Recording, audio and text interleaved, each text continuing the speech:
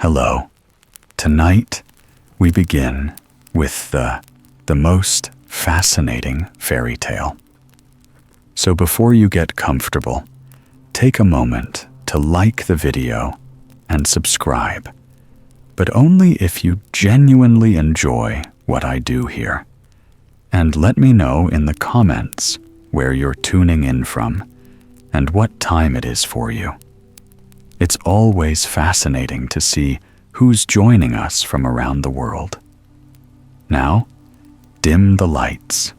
Maybe turn on a fan for that soft background hum, and let's ease into tonight's journey together. Catherine and her destiny. Long ago, there lived a rich merchant who, besides possessing more treasures than any king in the world, had in his great hall 3 chairs, one of silver, one of gold, and one of diamonds.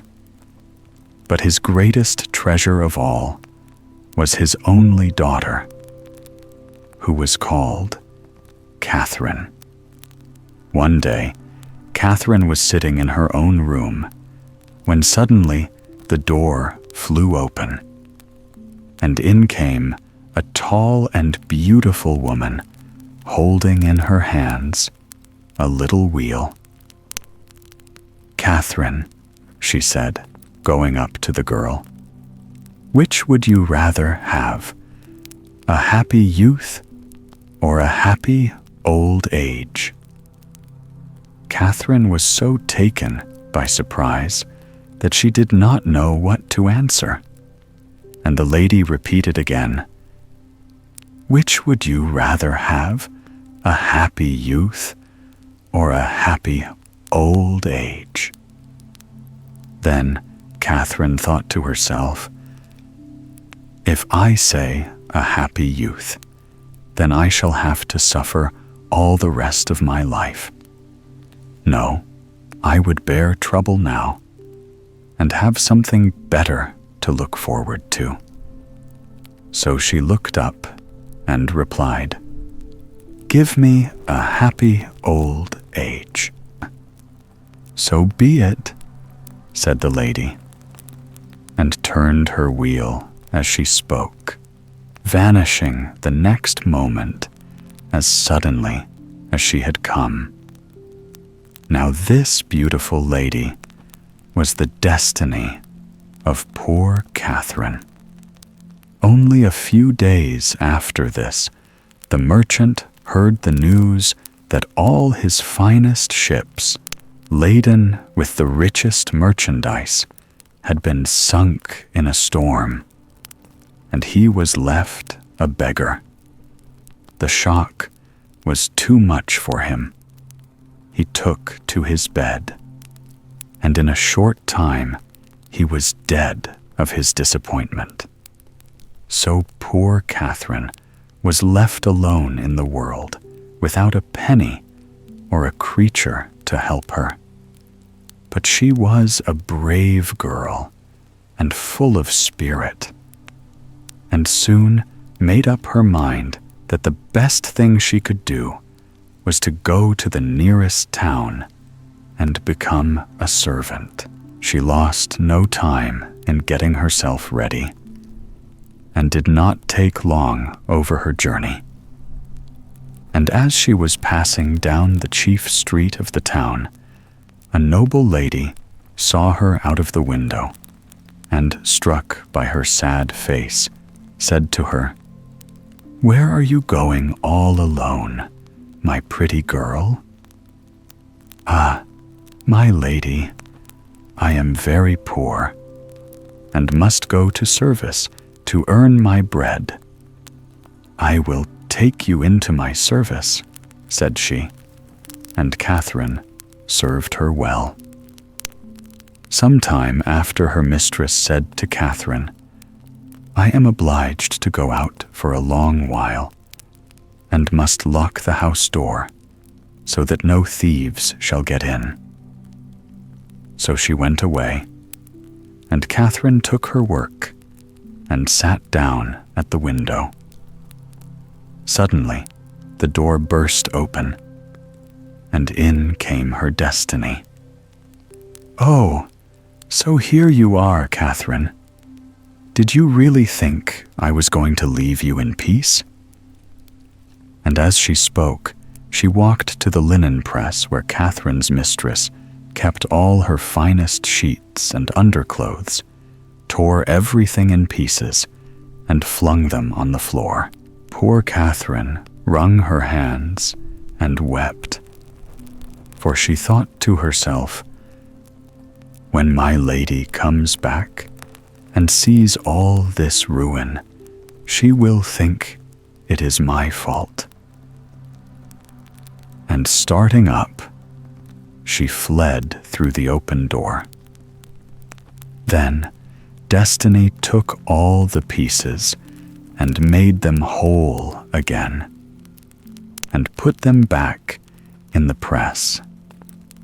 And when everything was tidy, she too left the house.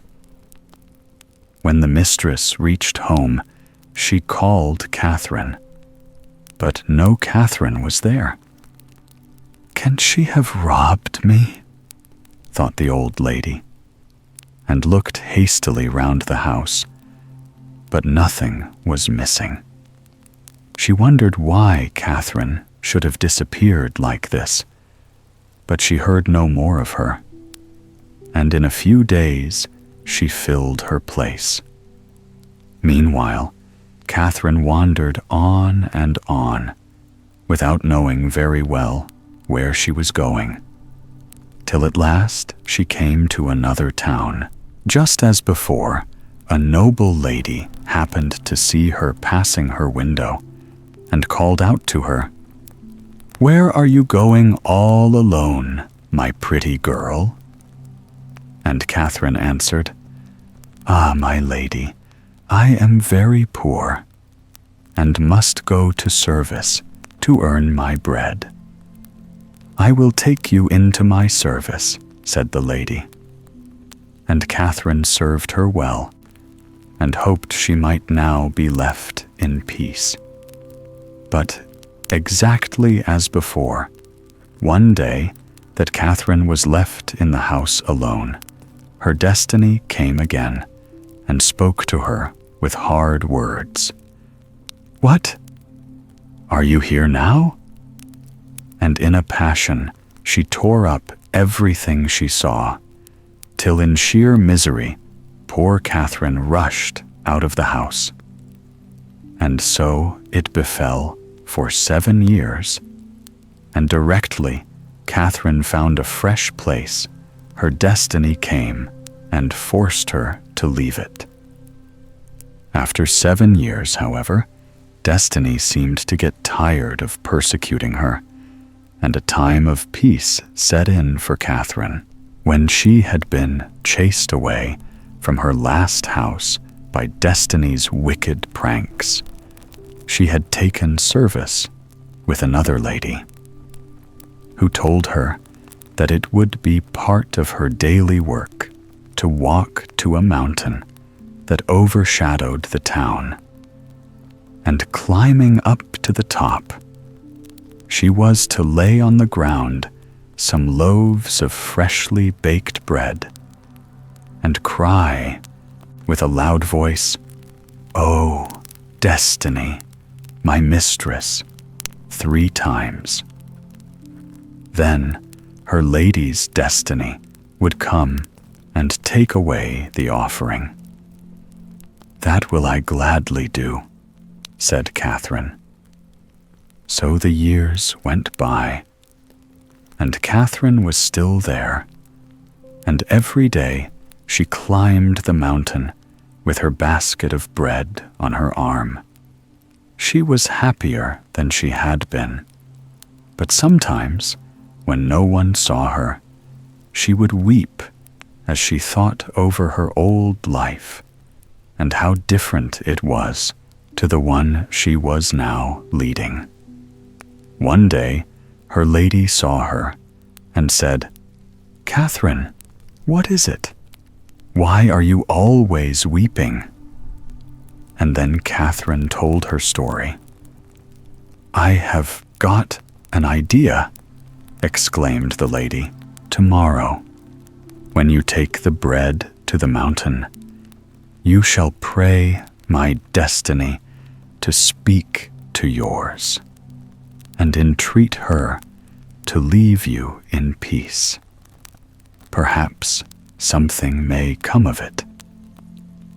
At these words, Catherine dried her eyes, and next morning, when she climbed the mountain, she told all she had suffered, and cried, "O Destiny, my mistress, pray, I entreat you, of my destiny, that she may leave me in peace." And Destiny answered, "O my poor girl, know you not your destiny lies buried under 7 coverlids, and can hear nothing? But if you will come tomorrow, I will bring her with me." And after Catherine had gone her way, her lady's Destiny went to find her sister, and said to her, "Dear sister, has not Catherine suffered enough? It is surely time for her good days to begin." And the sister answered, "Tomorrow you shall bring her to me, and I will give her something that may help her out of her need." The next morning, Catherine set out earlier than usual for the mountain, and her lady's Destiny took the girl by the hand and led her to her sister, who lay under the 7 coverlids. And her Destiny held out to Catherine a ball of silk, saying, "Keep this, it may be useful someday," then pulled the coverings over her head again. But Catherine walked sadly down the hill, and went straight to her lady, and showed her the silken ball, which was the end of all her high hopes. "What shall I do with it?" she asked. "It is not worth 6 pence, and it is no good to me." "Take care of it," replied her mistress. "Who can tell how useful it may be?" A little while after this, grand preparations were made for the king's marriage, and all the tailors in the town were busy embroidering fine clothes. The wedding garment was so beautiful, nothing like it had ever been seen before. But when it was almost finished, the tailor found that he had no more silk. The color was very rare, and none could be found like it. And the king made a proclamation that if anyone happened to possess any, they should bring it to the court, and he would give them a large sum. "Catherine," exclaimed the lady, who had been to the tailor's and seen the wedding garment, "your ball of silk is exactly the right color. Bring it to the king, and you can ask what you like for it." Then Catherine put on her best clothes and went to the court, and looked more beautiful than any woman there. "May it please your majesty," she said, "I have brought you a ball of silk of the color you asked for, as no one else has any in the town." "Your majesty," asked one of the courtiers, "shall I give the maiden its weight in gold?" The king agreed, and a pair of scales were brought, and a handful of gold was placed in one scale, and the silken ball in the other. But lo, let the king lay in the scales as many gold pieces as he would. The silk was always heavier still. Then the king took some larger scales and heaped up all his treasures on one side, but the silk on the other outweighed them all. At last, there was only one thing left that had not been put in, and that was his golden crown. And he took it from his head and set it on top of all. And at last the scale moved, and the ball had found its balance. "Where got you this silk?" asked the king. "It was given me, Royal Majesty, by my mistress," replied Catherine. "That is not true," said the king, "and if you do not tell me the truth, I will have your head cut off this instant." So Catherine told him the whole story, and how she had once been as rich as he. Now there lived at the court a wise woman, and she said to Catherine, "You have suffered much, my poor girl, but at length your luck has turned. And I know, by the weighing of the scales through the crown, that you will die a queen." "So she shall," cried the king, who overheard these words. "She shall die my queen, for she is more beautiful than all the ladies of the court, and I will marry no one else." And so it fell out. The king sent back the bride he had promised to wed to her own country, and the same Catherine was queen at the marriage feast instead, and lived happy and contented to the end of her life. How the Hermit helped to win the king's daughter. Long ago, there lived a very rich man who had 3 sons. When he felt himself to be dying, he divided his property between them, making them share alike, both in money and lands.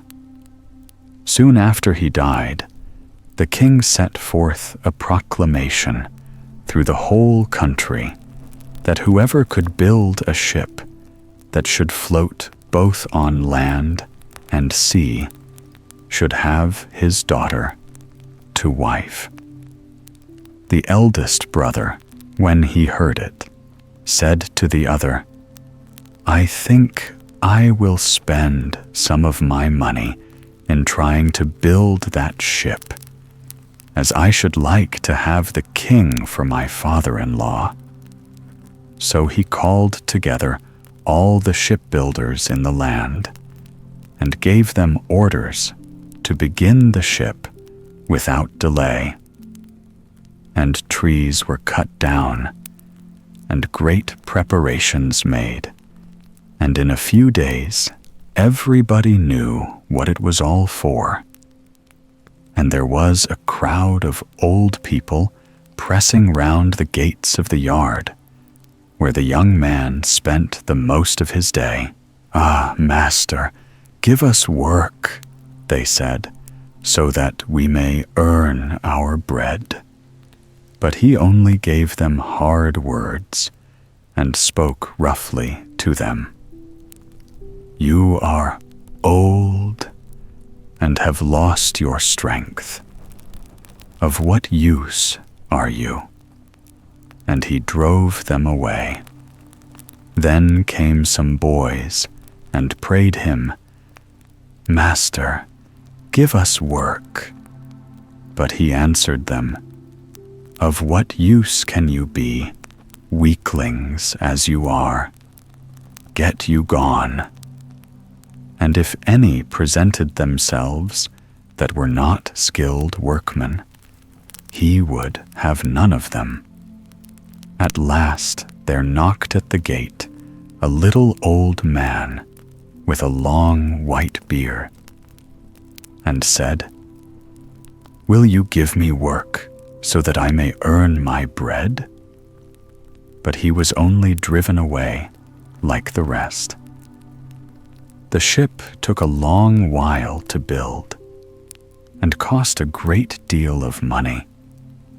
And when it was launched, a sudden squall rose, and it fell to pieces, and with it all the young man's hopes of winning the princess. By this time, he had not a penny left, so he went back to his 2 brothers and told his tale. And the second brother said to himself as he listened, "Certainly, he has managed very badly, but I should like to see if I can't do better and win the princess for my own self."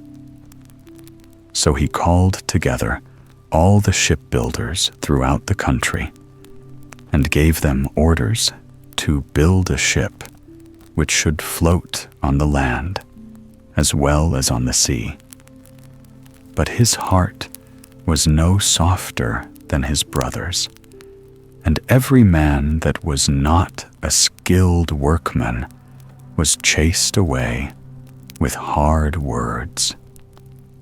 Last came the white-bearded man, but he fared no better than the rest.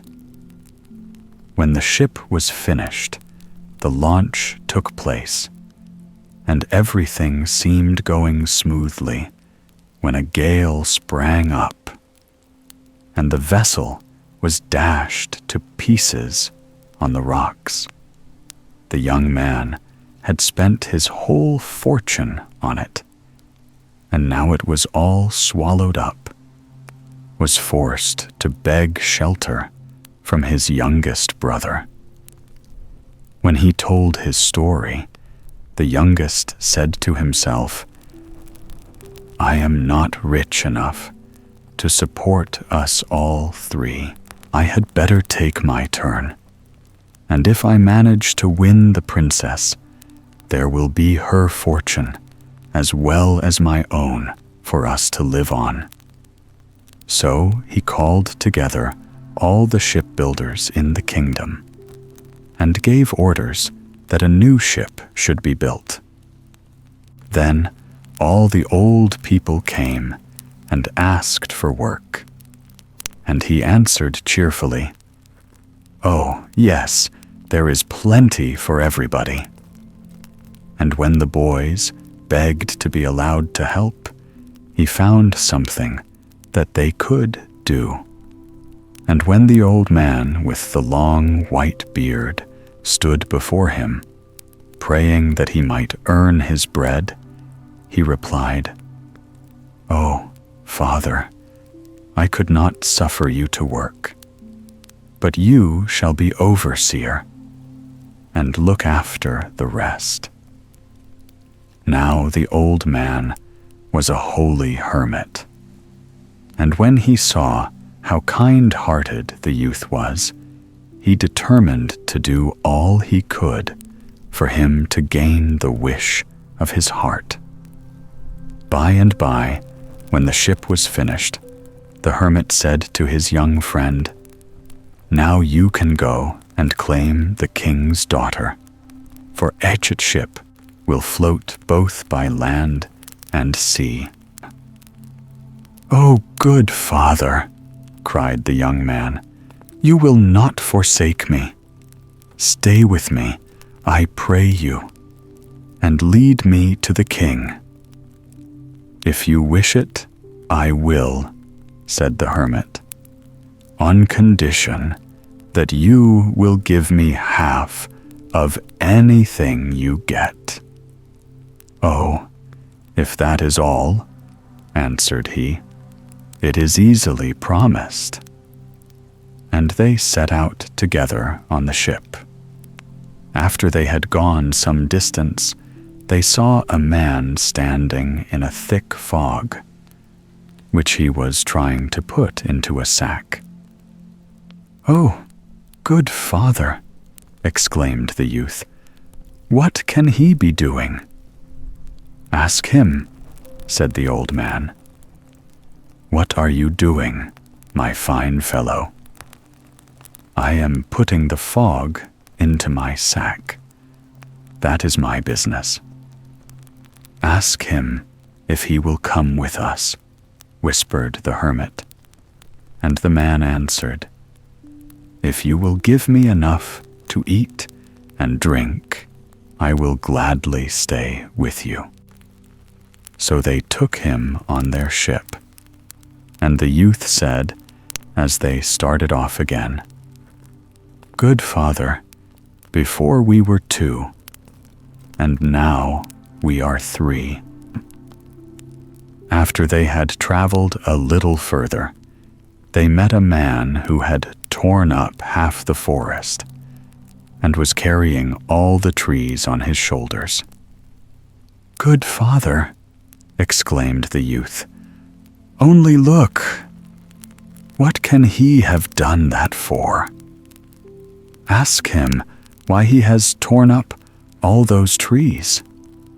And the man replied, "Why, I've merely been gathering a handful of brushwood."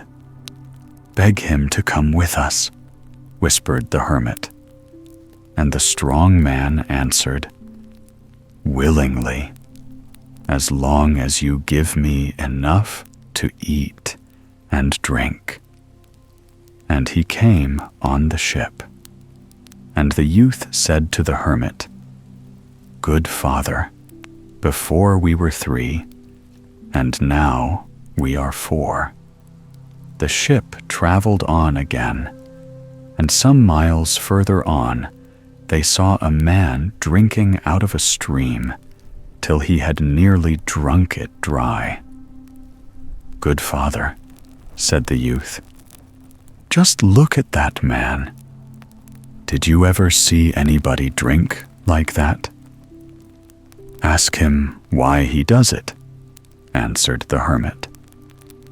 "Why, there is nothing very odd in taking a mouthful of water," replied the man, standing up. "Beg him to come with us." And the youth did so. "With pleasure, as long as you give me enough to eat and drink." And the youth whispered to the hermit, "Good Father, before we were 4, and now we are 5. A little way along, they noticed another man in the middle of a stream who was shooting into the water. "Good Father," said the youth, "what can he be shooting at?" "Ask him," answered the hermit. "Hush, hush," cried the man. "Now you have frightened it away. In the underworld sits a quail on a tree, and I wanted to shoot it. That is my business. I hit everything I aim at. Ask him if he will come with us." And the man replied, "With all my heart, as long as I get enough to eat and drink." So they took him into the ship, and the young man whispered, "Good Father, before we were 5, and now we are 6. Off they went again, and before they had gone far, they met a man striding towards them, whose steps were so long that while one foot was on the north of the island, the other was right down in the south. "Good Father, look at him. What long steps he takes." "Ask him why he does it," replied the hermit. "Oh, I am only going out for a little walk," answered he. "Ask him if he will come with us." "Gladly. If you will give me as much as I want to eat and drink," said he, climbing up into the ship. And the young man whispered, "Good Father, before we were 6, and now we are 7. But the hermit knew what he was about, and why he gathered these strange people into the ship. After many days, at last they reached the town where lived the king and his daughter. They stopped the vessel right in front of the palace, and the young man went in and bowed low before the king. "O Majesty, I have done your bidding, and now is the ship built that can travel over land and sea. Give me my reward, and let me have your daughter to wife." But the king said to himself, "What? Am I to wed my daughter to a man of whom I know nothing, not even whether he be rich or poor, a knight or a beggar?" And aloud he spake, "It is not enough that you have managed to build the ship. You must find a runner who shall take this letter to the ruler of the underworld, and bring me the answer back in an hour." "That is not in the bond," answered the young man. "Well, do as you like," replied the king. "Only you will not get my daughter." The young man went out, sorely troubled, to tell his old friend what had happened. "Silly boy," cried the hermit, "accept his terms at once, and send off the long-legged man with the letter. He will take it in no time at all." So the youth's herd leapt for joy, and he returned to the king. "Majesty, I accept your terms. Here is the messenger who will do what you wish."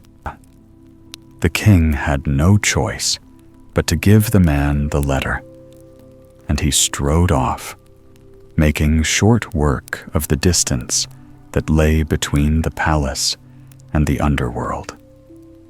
He soon found the ruler, who looked at the letter and said to him, "Wait a little while, I write the answer." But the man was so tired with his quick walk that he went sound asleep and forgot all about his errand. All this time the youth was anxiously counting the minutes till he could get back, and stood with his eyes fixed on the road down which his messenger must come. "What can be keeping him?" he said to the hermit when the hour was nearly up. Then the hermit sent for the man who could hit everything he aimed at, and said to him, "Just see why the messenger stays so long. Oh, he is sound asleep in the palace of the underworld. However, I can wake him." Then he drew his bow and shot an arrow straight into the man's knee. The messenger awoke with such a start, and when he saw that the hour had almost run out, he snatched up the answer and rushed back with such speed that the clock had not yet struck when he entered the palace. Now the young man thought he was sure of his bride, but the king said, "Still, you have not done enough. Before I give you my daughter, you must find a man who can drink half the contents of my cellar in one day." "That is not in the bond," complained the poor youth. "Well, do as you like, only you will not get my daughter." the young man went sadly out and asked the hermit what he was to do. "Silly boy," said he. "Why, tell the man to do it who drinks up everything." So they sent for the man and said, "Do you think you are able to drink half the royal cellar in one day?" "Dear me, yes, and as much more as you want," answered he. "I am never satisfied." The king was not pleased at the young man agreeing so readily, but he had no choice and ordered the servant to be taken downstairs. Oh, how he enjoyed himself! All day long he drank and drank and drank, till instead of half the cellar, he had drunk the whole. And there was not a cask but what stood empty. And when the king saw this, he said to the youth, "You have conquered, and I can no longer withhold my daughter. But as her dowry, I shall only give so much as one man can carry away." "But," answered he, "let a man be ever so strong, he cannot carry more than 100 weight. And what is that for a king's daughter? Well, do as you like. I have said my say. It is your affair, not mine." The young man was puzzled and did not know what to reply, for though he would gladly have married the princess without a sixpence, he had spent all his money in building the ship, and knew he could not give her all she wanted. So he went to the hermit and said to him, "The king will only give for her dowry as much as a man can carry. I have no money of my own left, and my brothers have none either." "Silly boy. Why, you have only got to fetch the man who carried half the forest on his shoulders." And the youth was glad, and called the strong man, and told him what he must do. "Take everything you can, till you are bent double. Never mind if you leave the palace bare." The strong man promised, and nobly kept his word. He piled all he could see on his back: chairs, tables, wardrobes, chests of gold and silver, till there was nothing left to pile. At last he took the king's crown and put it on the top. He carried his burden to the ship and stowed his treasures away, and the youth followed, leading the king's daughter. But the king was left raging in his empty palace, and he called together his army and got ready his ships of war, in order that he might go after the vessel and bring back what had been taken away. And the king's ships sailed very fast, and soon caught up the little vessel, and the sailors all shouted for joy. Then the hermit looked out and saw how near they were, and he said to the youth, "Do you see that?" The youth shrieked and cried, "Ah, good father, it is a fleet of ships, and they are chasing us, and in a few moments they will be upon us." But the hermit bade him call the man who had the fog in his sack. And the sack was opened, and the fog flew out, and hung right round the king's ships, so that they could see nothing. So they sailed back to the palace, and told the king what strange things had happened. Meanwhile, the young man's vessel reached home in safety. "Well, here you are once more," said the hermit, "and now you can fulfill the promise you made me to give me the half of all you had."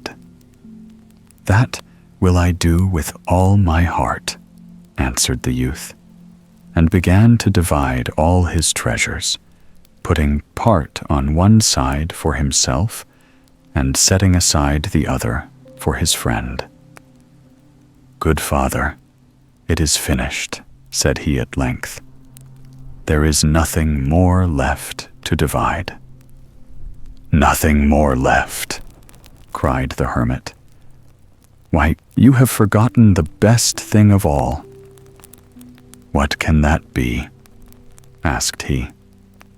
"We have divided everything." "And the king's daughter?" said the hermit. Then the young man's heart stood still, for he loved her dearly. But he answered, "It is well. I have sworn, and I will keep my word," and drew his sword to cut her in pieces. When the hermit saw that he held his honor dearer than his wife, he lifted his hand and cried, "Hold, she is yours, and all the treasures too. I gave you my help because you had pity on those that were in need. And when you are in need yourself, call upon me, and I will come to you." As he spoke, he softly touched their heads and vanished. The next day, the wedding took place, and the two brothers came to the house, and they all lived happily together. But they never forgot the holy man who had been such a good friend. The water of life.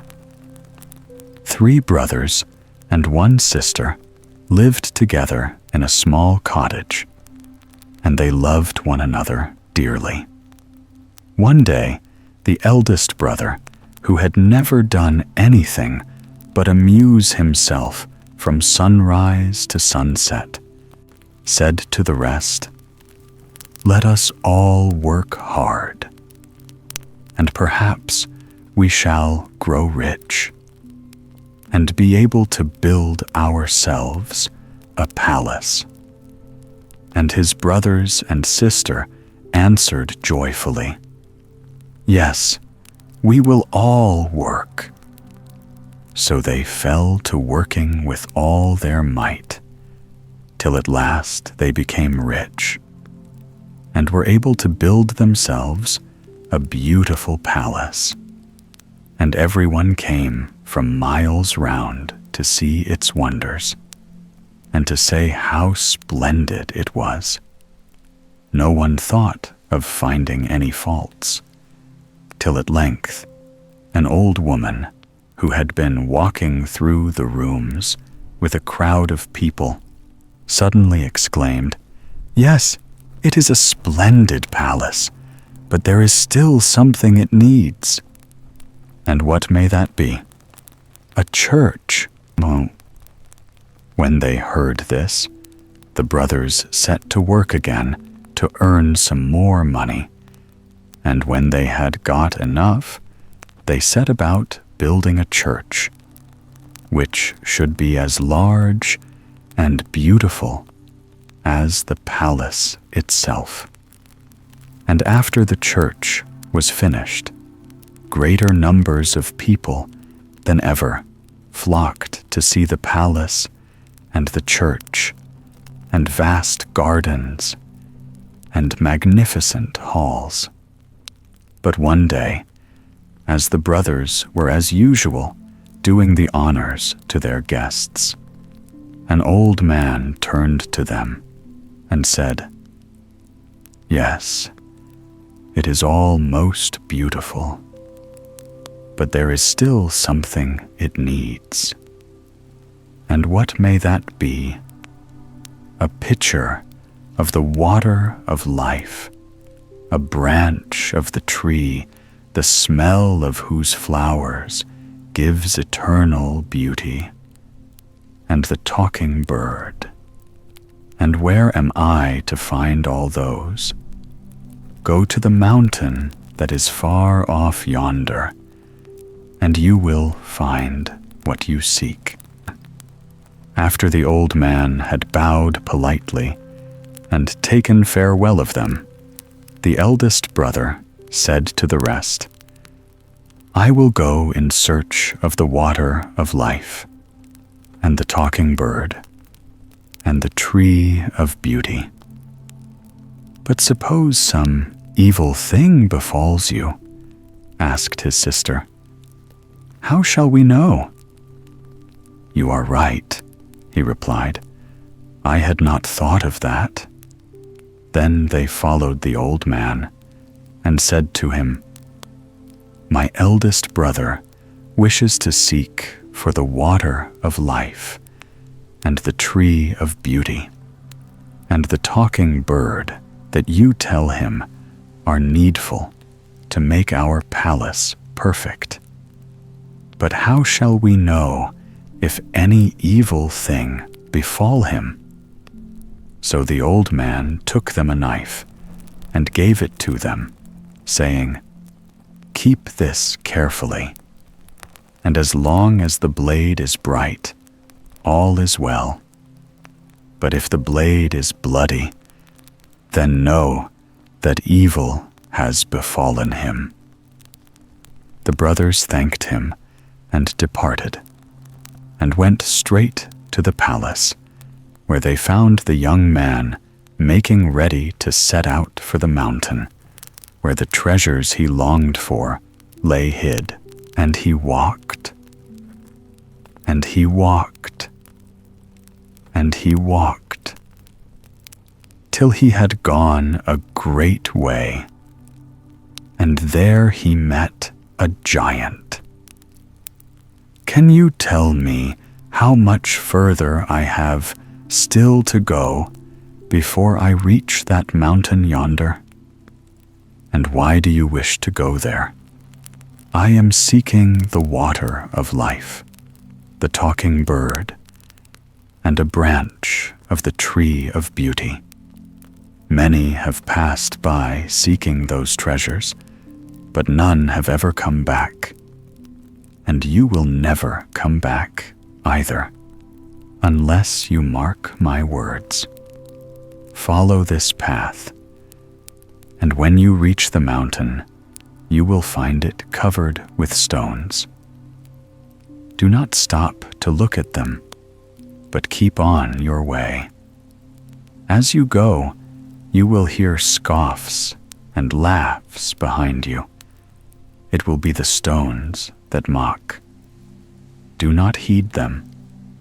Above all, do not turn round. If you do, you will become as one of them.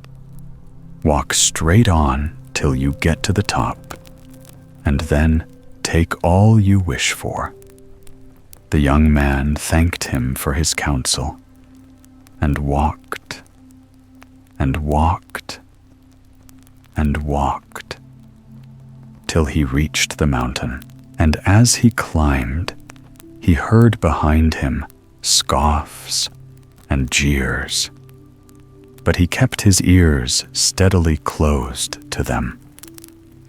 At last, the noise grew so loud that he lost patience, and he stooped to pick up a stone to hurl into the midst of the clamor, when suddenly his arm seemed to stiffen, and the next moment he was a stone himself. That day, his sister, who thought her brother's steps were long in returning, took out the knife and found the blade was red as blood. Then she cried out to her brothers that something terrible had come to pass. "I will go and find him," said the second. And he went, and he walked, and he walked, and he walked, till he met the giant, and asked him if he had seen a young man traveling towards the mountain. And the giant answered, "Yes, I have seen him pass, but I have not seen him come back. The spell must have worked upon him. Then what can I do to disenchant him and find the water of life, the talking bird, and a branch of the tree of beauty? Follow this path, and when you reach the mountain, you will find it covered with stones. Do not stop to look at them, but climb steadily on. Above all, heed not the laughs and scoffs that will arise on all sides, and never turn round. And when you reach the top, you can then take all you desire." The young man thanked him for his counsel, and set out for the mountain. But no sooner did he reach it than loud jests and jibes broke out on every side, and almost deafened him. For some time he let them rail, and pushed boldly on, till he had passed the place which his brother had gained. Then suddenly he thought that among the scoffing sounds he heard his brother's voice. He stopped and looked back, and another stone was added to the number. Meanwhile, the sister, left at home, was counting the days when her two brothers should return to her. The time seemed long, and it would be hard to say how often she took out the knife and looked at its polished blade to make sure that this one at least was still safe. The blade was always bright and clear. Each time she looked, she had the happiness of knowing that all was well, till one evening, tired and anxious, as she frequently was at the end of the day, she took it from its drawer, and behold, the blade was red with blood. Her cry of horror brought her youngest brother to her, and unable to speak, she held out the knife. "I will go," he said. So he walked, and he walked, and he walked, until he met the giant. And he asked, "Have two young men, making for yonder mountain, passed this way?" And the giant answered, "Yes, they have passed by, but they never came back. And by this I know that the spell has fallen upon them. Then what must I do to free them, and to get the water of life, and the talking bird, and the branch of the tree of beauty?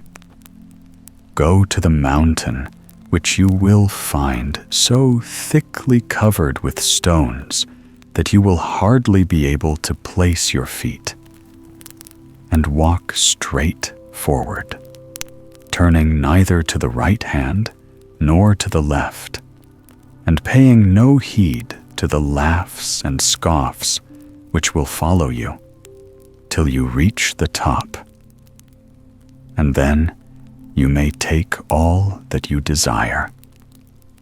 The young man thanked the giant for his counsel, and set forth to the mountain. And when he began to climb, there burst forth all around him a storm of scoffs and jeers. But he thought of the giant's words, and looked neither to the right hand nor to the left, till the mountain top lay straight before him. A moment now, and he would have gained it, when, through the groans and yells, he heard his brothers' voices.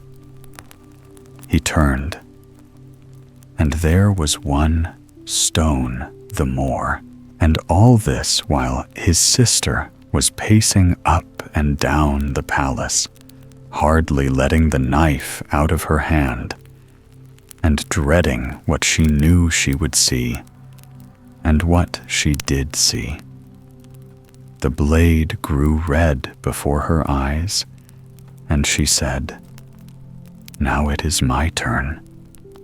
So she walked, and she walked, and she walked till she came to the giant, and prayed him to tell her if he had seen 3 young men pass that way, seeking the distant mountain.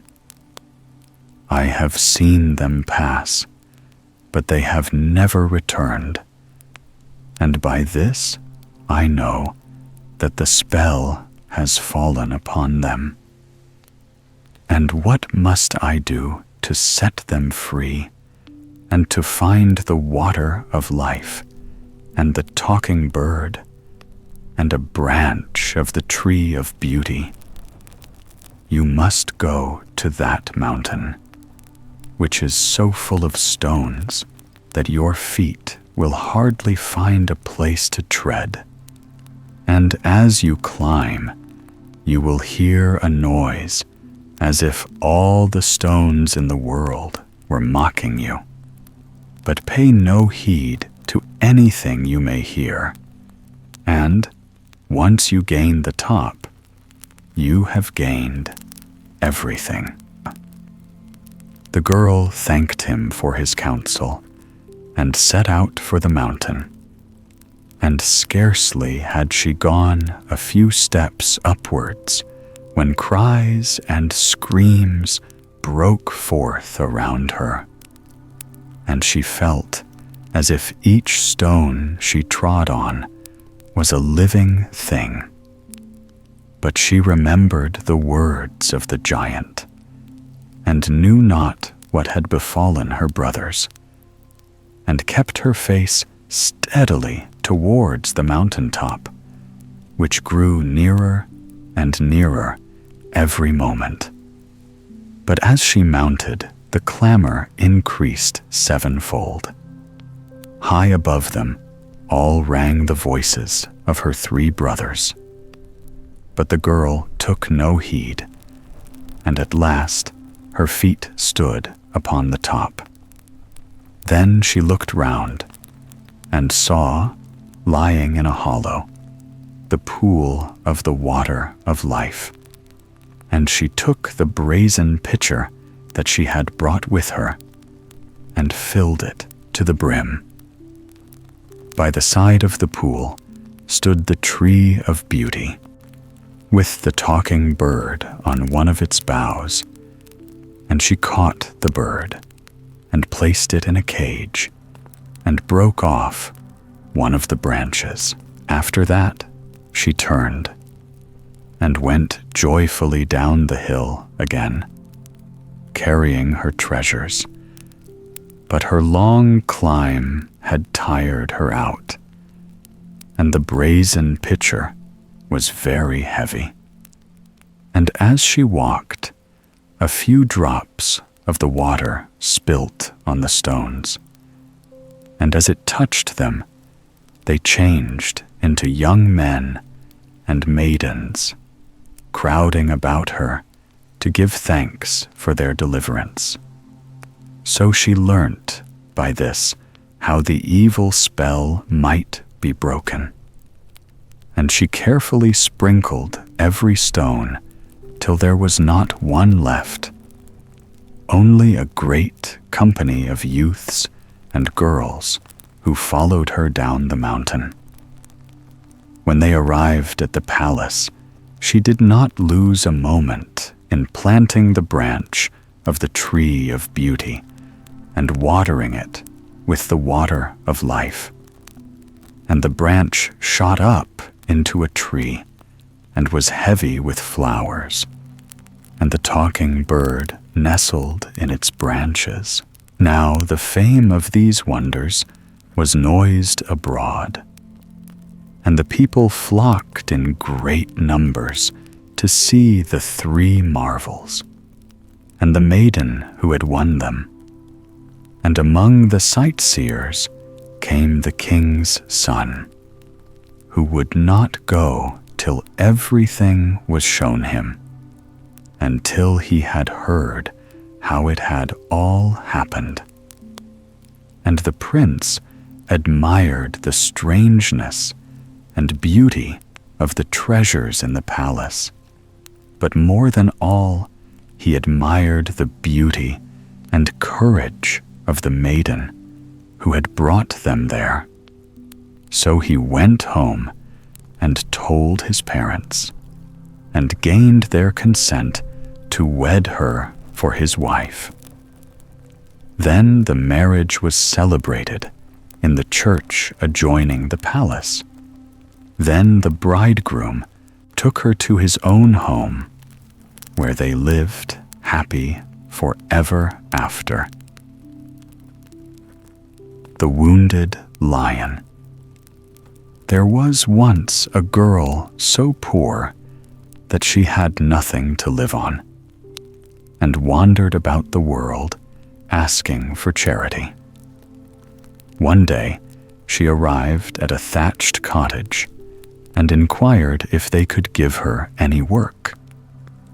The farmer said he wanted a cow herd, as his own had left him, and if the girl liked the place, she might take it.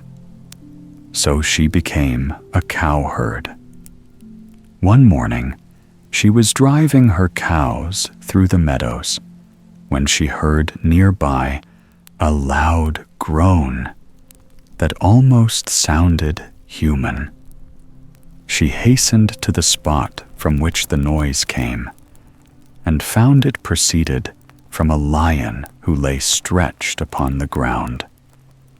You can guess how frightened she was, but the lion seemed in such pain that she was sorry for him, and drew nearer and nearer till she saw he had a large thorn in one foot.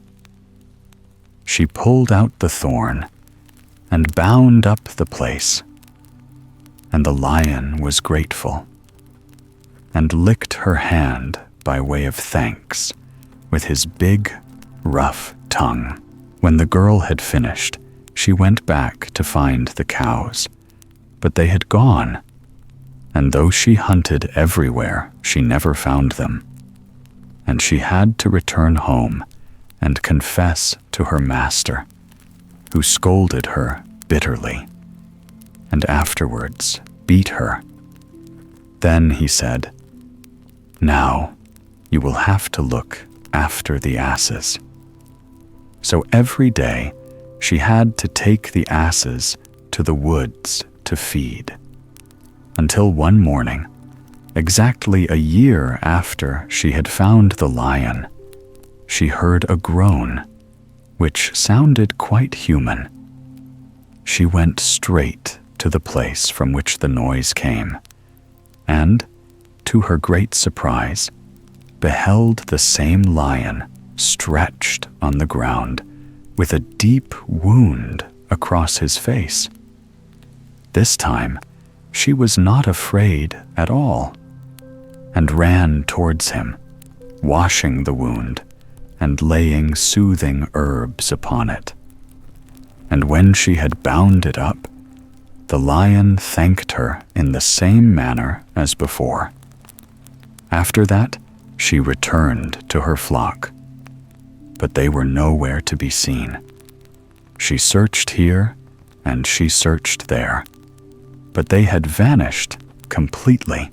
Then she had to go home and confess to her master, who first scolded her and afterwards beat her. "Now go," he ended, "and look after the pigs." So the next day, she took out the pigs and found them such good feeding grounds that they grew fatter every day. Another year passed by, and one morning, when the maiden was out with her pigs, she heard a groan which sounded quite human. She ran to see what it was, and found her old friend the lion, wounded through and through, fast dying under a tree. She fell on her knees before him and washed his wounds one by one, and laid healing herbs upon them. And the lion licked her hands and thanked her, and asked if she would not stay and sit by him. But the girl said she had her pigs to watch, and she must go and see after them. So she ran to the place where she had left them, but they had vanished as if the earth had swallowed them up. She whistled and called, but only the birds answered her. Then she sank down on the ground and wept bitterly, not daring to return home until some hours had passed away. And when she had had her cry out, she got up and searched all up and down the wood. But it was no use. There was not a sign of the pigs. At last, she thought that perhaps if she climbed a tree, she might see further.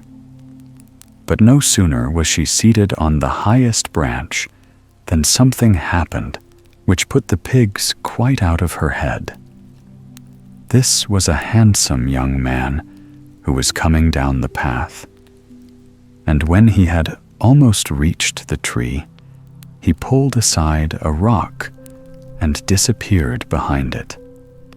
The maiden rubbed her eyes and wondered if she had been dreaming.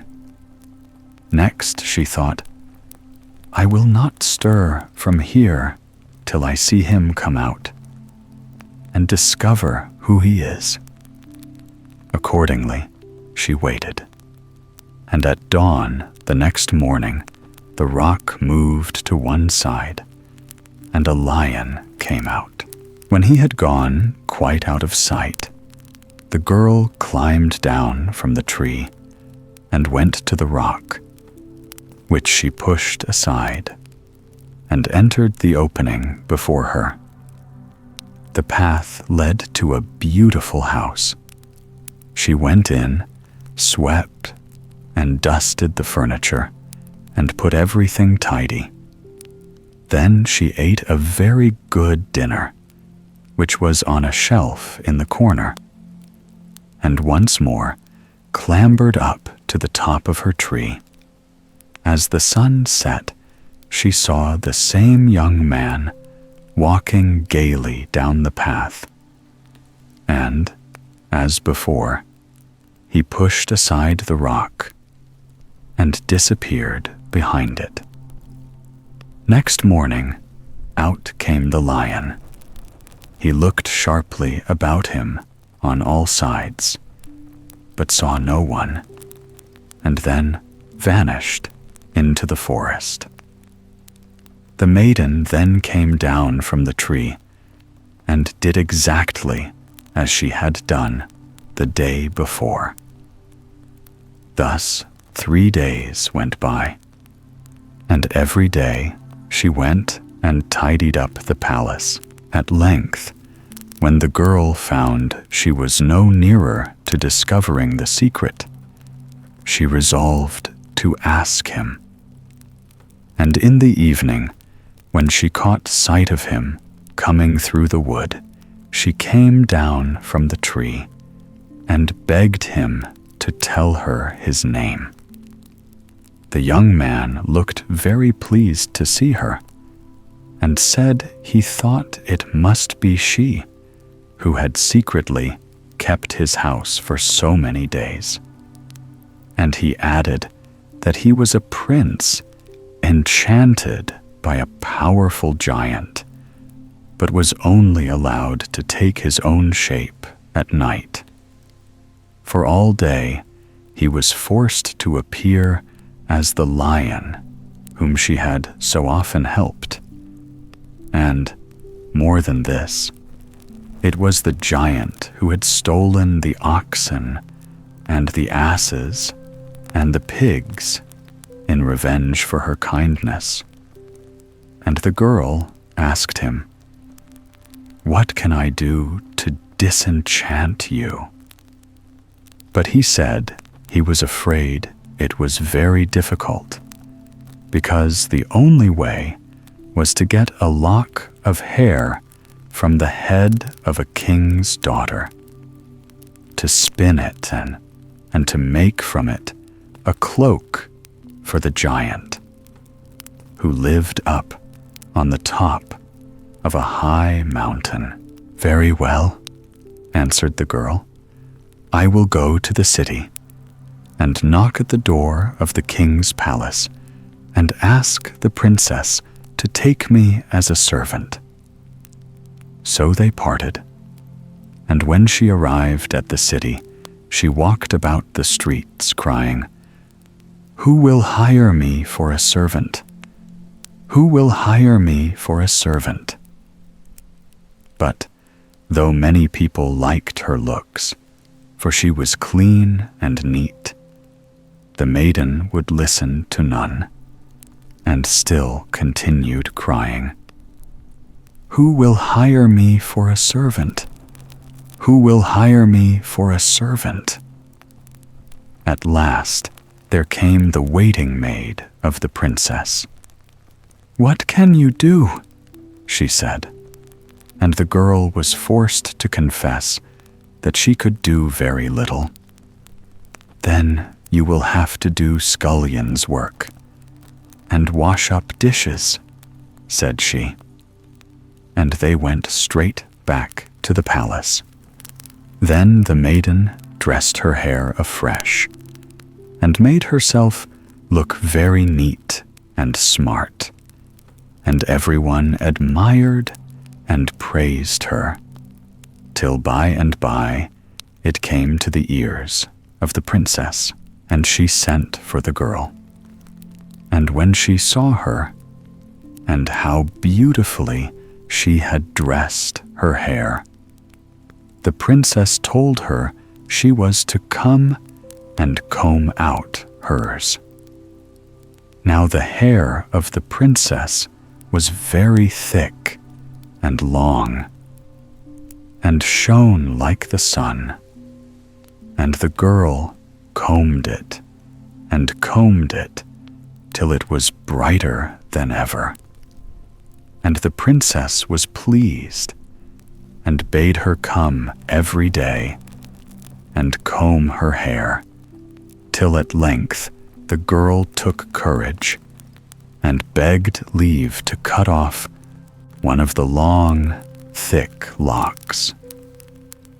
The princess, who was very proud of her hair, did not like the idea of parting with any of it, so she said no. But the girl could not give up hope, and each day she entreated to be allowed to cut off just one tress. At length, the princess lost patience and exclaimed, "You may have it, then, on condition that you shall find the handsomest prince in the world to be my bridegroom." And the girl answered that she would, and cut off the lock, and wove it into a coat that glittered like silk, and brought it to the young man, who told her to carry it straight to the giant, but that she must be careful to cry out a long way off what she had with her, or else he would spring upon her and run her through with his sword. So the maiden departed, and climbed up the mountain. But before she reached the top, the giant heard her footsteps and rushed out, breathing fire and flame, having a sword in one hand and a club in the other. But she cried loudly that she had brought him the coat. And then he grew quiet and invited her to come into his house. He tried on the coat, but it was too short, and he threw it off and declared it was no use. And the girl picked it up sadly and returned quite in despair to the king's palace. The next morning, when she was combing the princess's hair, she begged leave to cut off another lock. At first, the princess said no, but the girl begged so hard that at length she gave in on condition that she should find her a prince as bridegroom. The maiden told her that she had already found him and spun the lock into shining stuff and fastened it onto the end of the coat. And when it was finished, she carried it to the giant. This time, it fitted him, and he was quite pleased, and asked her what he could give her in return.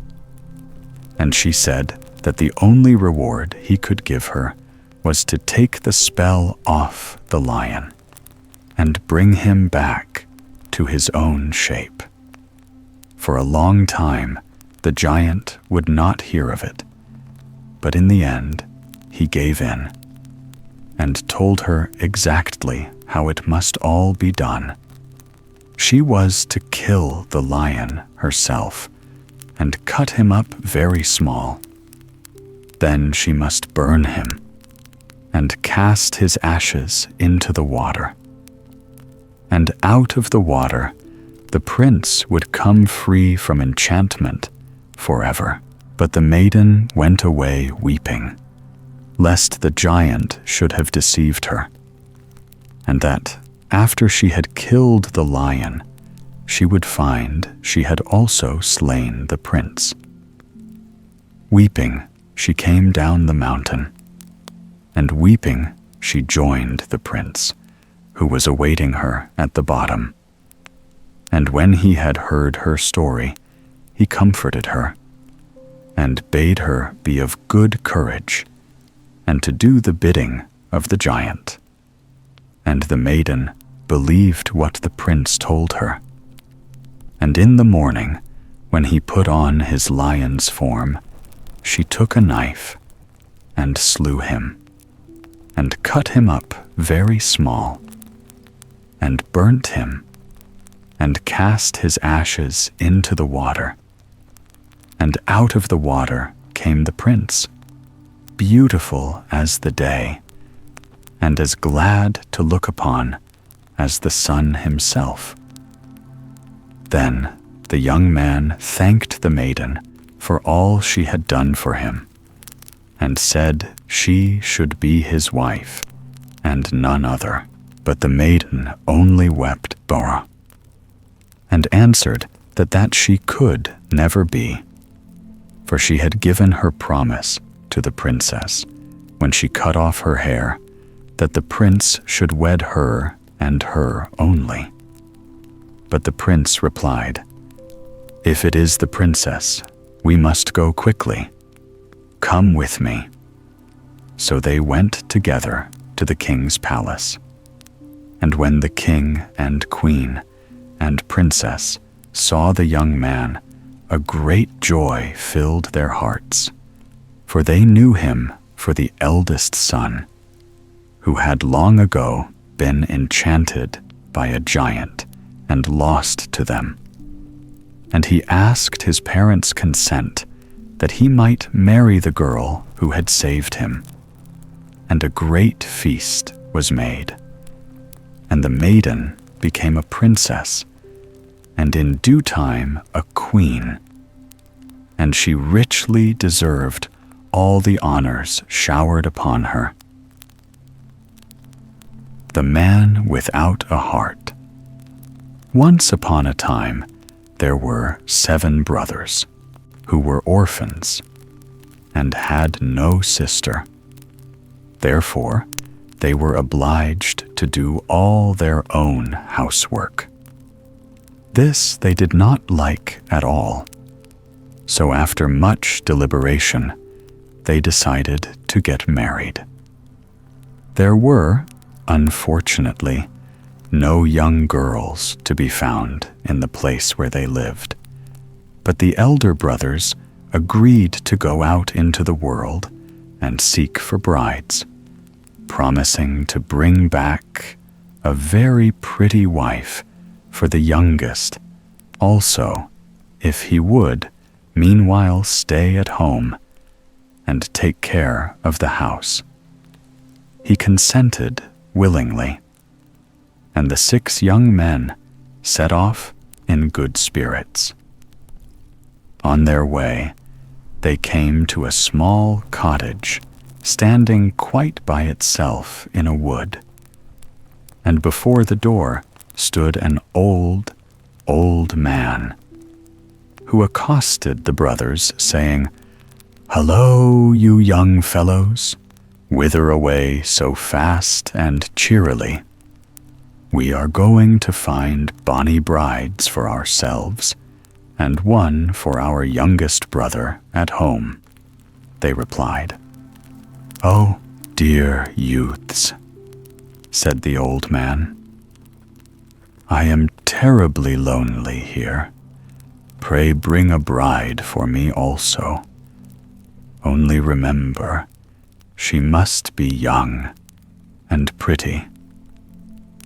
What does a shriveled old gray thing like that want with a pretty young bride? Thought the brothers, and went on their way.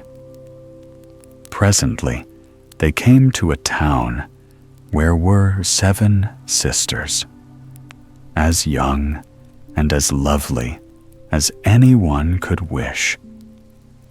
Each brother chose one, and the youngest they kept for their brother at home. Then the whole party set out on the return journey, and again their path led through the wood and past the old man's cottage.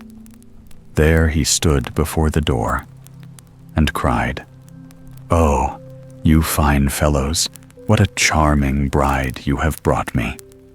"She is not for you," said the young men. "She is for our youngest brother, as we promised." "What?" said the old man. "Promised? I'll make you eat your promises." And with that, he took his magic wand, and murmuring a charm, he touched both brothers and brides, and immediately they were turned into gray stones. Only the youngest sister he had not bewitched. He took her into the cottage, and from that time she was obliged to keep house for him. She was not very unhappy, but one thought troubled her. What if the old man should die and leave her here alone in the solitary cottage deep in the heart of the wood? She would be as terribly lonely as he had formerly been. One day, she told him of her fear. "Don't be anxious," he said. "You need neither fear my death nor desire it, for I have no heart in my breast. However, if I should die, you will find my wand above the door, and with it you can set free your sisters and their lovers. Then you will surely have company enough." "Where in all the world do you keep your heart, if not in your breast?" asked the girl. "Do you want to know everything?" her husband said. "Well, if you must know, my heart is in the bed cover." When the old man had gone out about his business, his bride passed her time in embroidering beautiful flowers on the bed quilt to make his heart happy. The old man was much amused. He laughed and said to her, "You are a good child, but I was only joking. My heart is really in. Now where is it, dear husband?" "It is in the doorway," he replied. Next day, while he was out, the girl decorated the door with gay feathers and fresh flowers, and hung garlands upon it. And on his return, the old fellow asked what it all meant. "I did it to show my love for your heart," said the girl. And again the old man smiled, saying, "You are a dear child, but my heart is not in the doorway." Then the poor young bride was very vexed and said, "Ah, my dear, you really have a heart somewhere, so you may die and leave me all alone." So the old man did his best to comfort her by repeating all he had said before, but she begged him afresh to tell her truly where his heart was, and at last he told her. "Far, far from here," said he, "in a lonely spot, stands a great church, as old can be. Its doors are of iron, and round it runs a deep moat, spanned by no bridge. Within that church is a bird which flies up and down. It never eats, and never drinks, and never dies. No one can catch it. And while that bird lives, so shall I, for in it is my heart." It made the little bride quite sad to think she could do nothing to show her love for the old man's heart. She used to think about it as she sat all alone during the long days, for her husband was almost always out. One day, a young traveler came past the house, and seeing such a pretty girl, he wished her good day. She returned his greeting, and as he drew near, she asked him whence he came and where he was going. "Alas," sighed the youth, "I am very sorrowful. I had 6 brothers who went away to find brides for themselves, and one for me. But they have never come home. So now I am going to look for them." "Oh, good friend," said the girl, "you need go no farther. Come, sit down, eat and drink, and afterwards I'll tell you all about it." She gave him food, and when he had finished his meal, she told him how his brothers had come to the town where she lived with her sisters, how they had each chosen a bride, and, taking herself with them, had started for home. She wept as she told how the others were turned to stone, and how she was kept as the old man's bride. She left out nothing, even telling him the story of her husband's heart. When the young man heard this, he said, "I shall go in search of the bird." It may be that God will help me to find and catch it." "Yes, do go," she said. "It will be a good deed, for then you can set your brothers and my sisters free." Then she hid the young man, for it was now late, and her husband would soon be home. Next morning, when the old man had gone out, she prepared a supply of provisions for her guest and sent him off on his travels, wishing him good luck and success.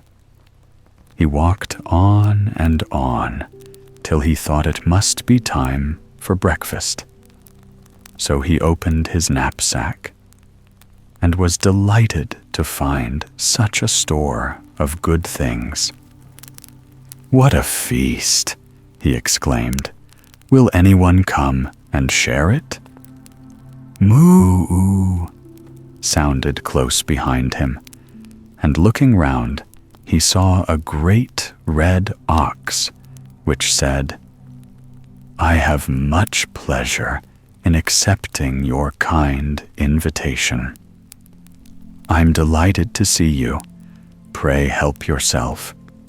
All I have is at your service," said the hospitable youth, and the ox lay down comfortably, licking his lips, and made a hearty meal. "Many thanks to you," said the animal as it rose up. "When you are in danger or necessity, call me, even if only by a thought." And it disappeared among the bushes. The young man packed up all the food that was left and wandered on till the shortening shadows and his own hunger warned him that it was midday.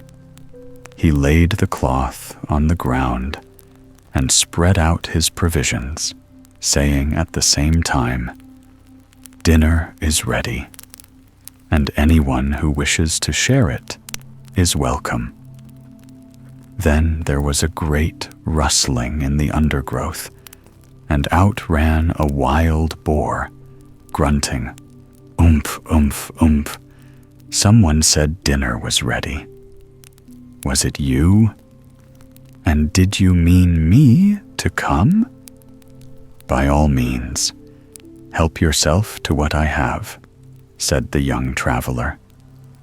And the two enjoyed their meal together. Afterwards, the boar got up, saying, "Thank you. When in need you be, you must quickly call for me." And he rolled off. For a long time, the youth walked on. By evening, he was miles away. He felt hungry again, and, having still some provisions left, thought he had better make ready his supper. When it was all spread out, he cried as before, "Anyone who cares to share my meal is welcome." He heard a sound overhead, like the flapping of wings, and a shadow was cast upon the ground. Then a huge griffin appeared, saying, "I heard someone giving an invitation to eat. Is there anything for me?" "Why not?" said the youth. "Come down and take all you want. There won't be much left after this." So the griffin alighted and ate his fill, saying, as he flew away, "Call me if you need me." What a hurry he was in, the youth said to himself. He might have been able to direct me to the church, for I shall never find it alone. He gathered up his things and started to walk a little farther before resting. He had not gone far when all of a sudden he saw the church. He soon came to it, or rather, to the wide and deep moat which surrounded it, without a single bridge by which to cross.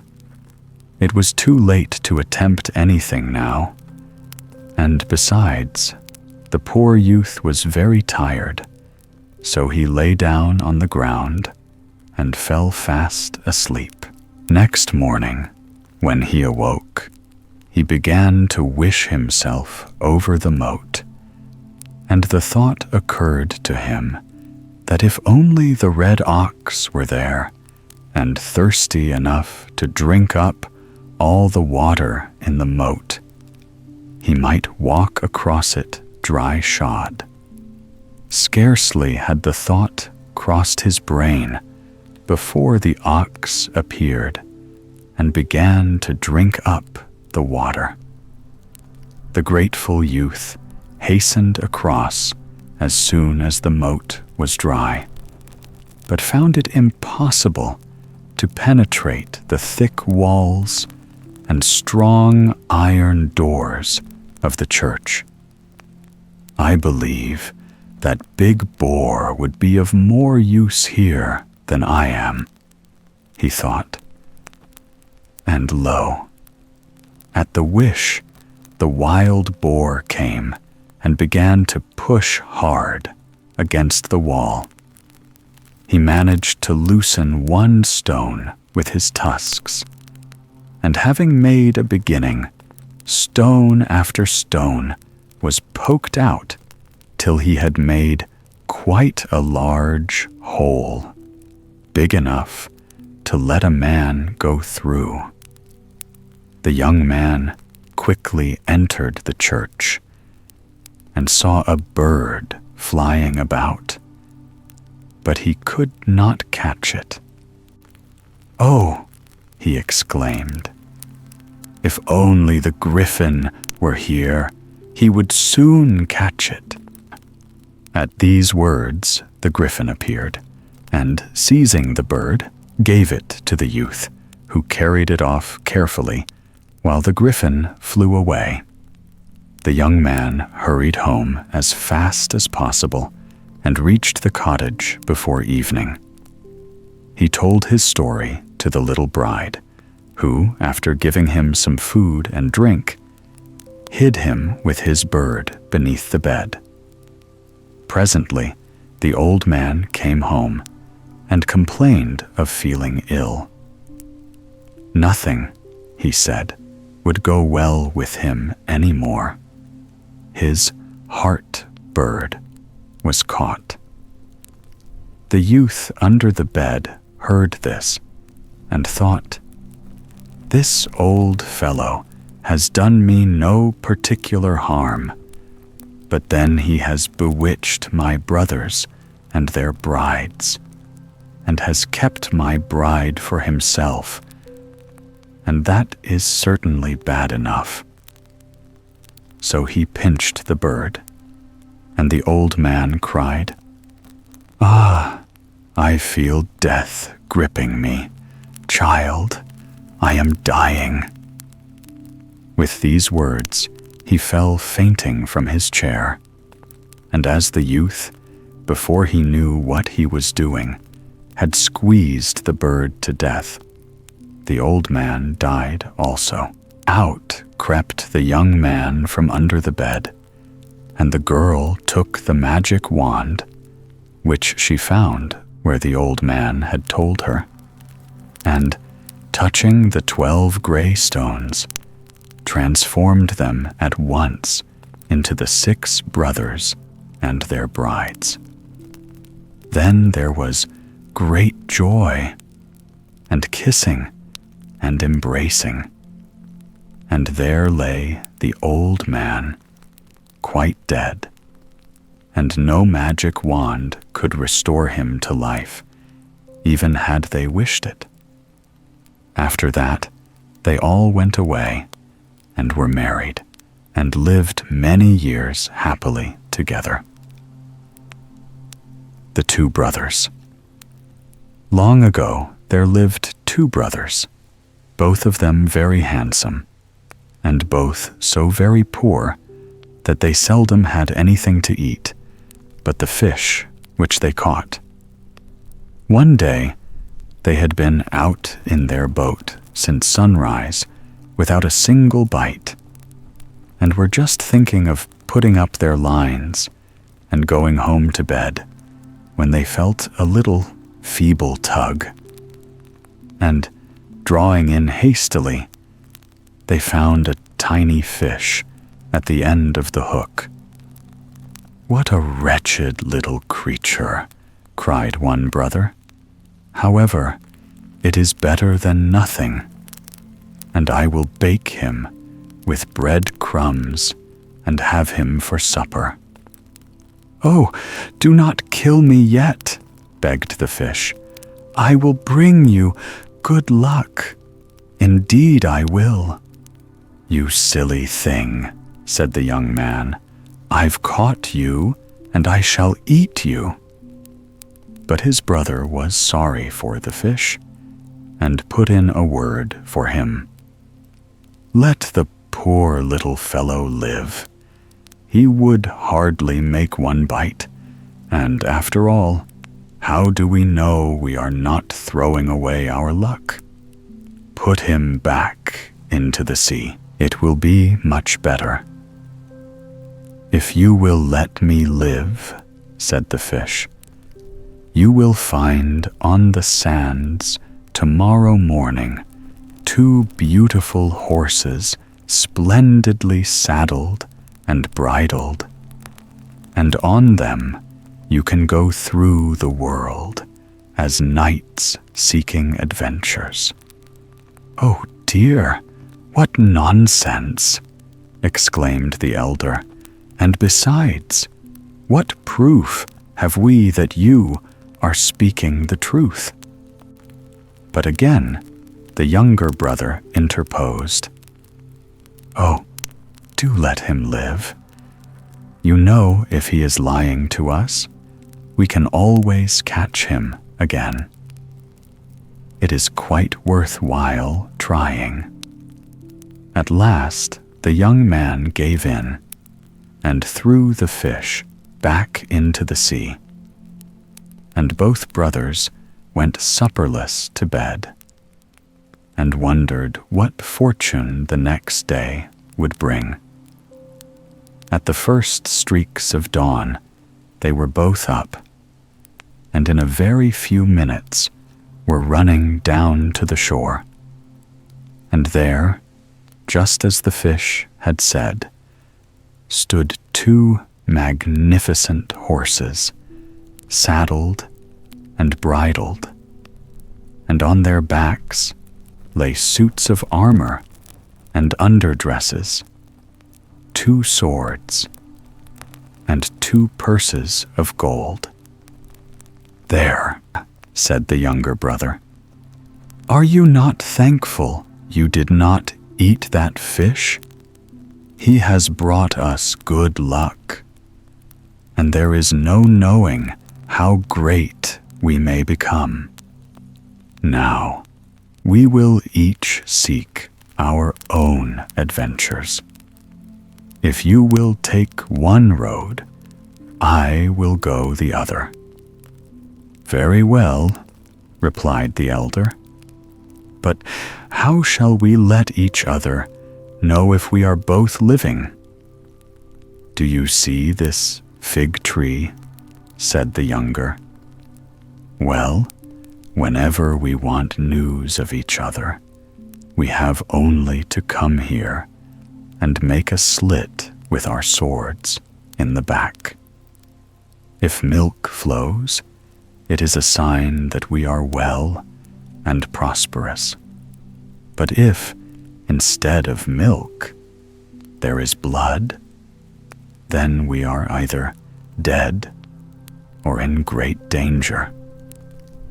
Then the 2 brothers put on their armor, buckled their swords, and pocketed their purées, and after taking a tender farewell of each other, they mounted their horses and went their various ways. The elder brother rode straight on till he reached the borders of a strange kingdom. He crossed the frontier and soon found himself on the banks of a river.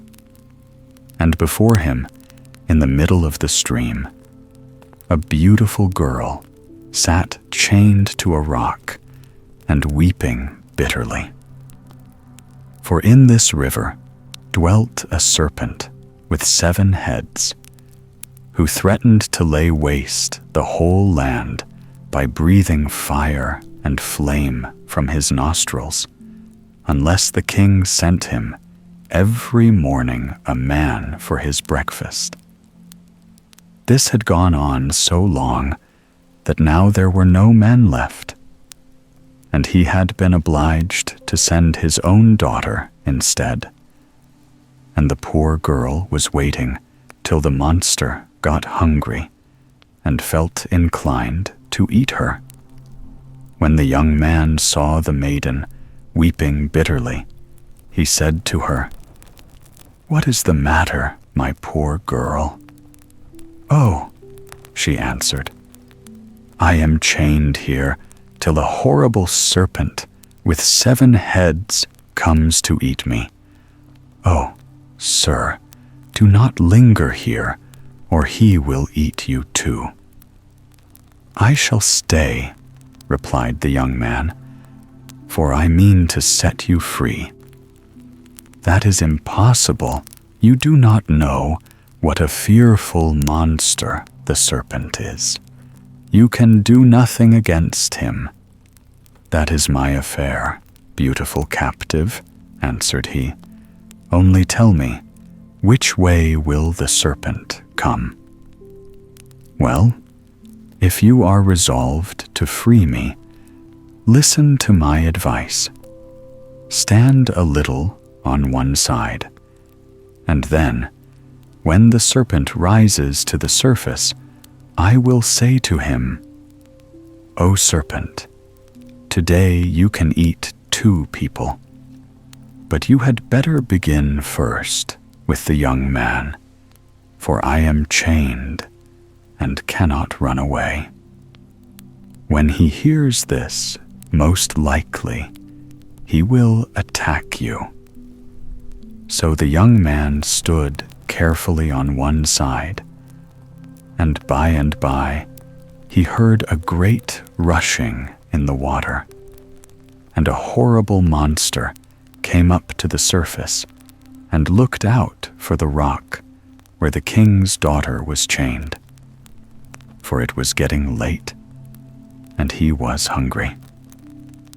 But she cried out, "O serpent, today you can eat 2 people, and you had better begin with the young man, for I am chained and cannot run away." So then the serpent made a rush at the youth with wide open jaws to swallow him at one gulp. But the young man leaped aside and drew his sword, and fought till he had cut off all the 7 heads. And when the great serpent lay dead at his feet, he loosed the bonds of the king's daughter. And she flung herself into his arms and said, "You have saved me from that monster, and now you shall be my husband. For my father has made a proclamation that whoever could slay the serpent should have his daughter to wife." But he answered, "I cannot become your husband yet, for I have still far to travel. But wait for me 7 years and 7 months. Then, if I do not return, you are free to marry whom you will. And in case you should have forgotten, I will take these 7 tongues with me, so that when I bring them forth, you may know that I am really he who slew the serpent."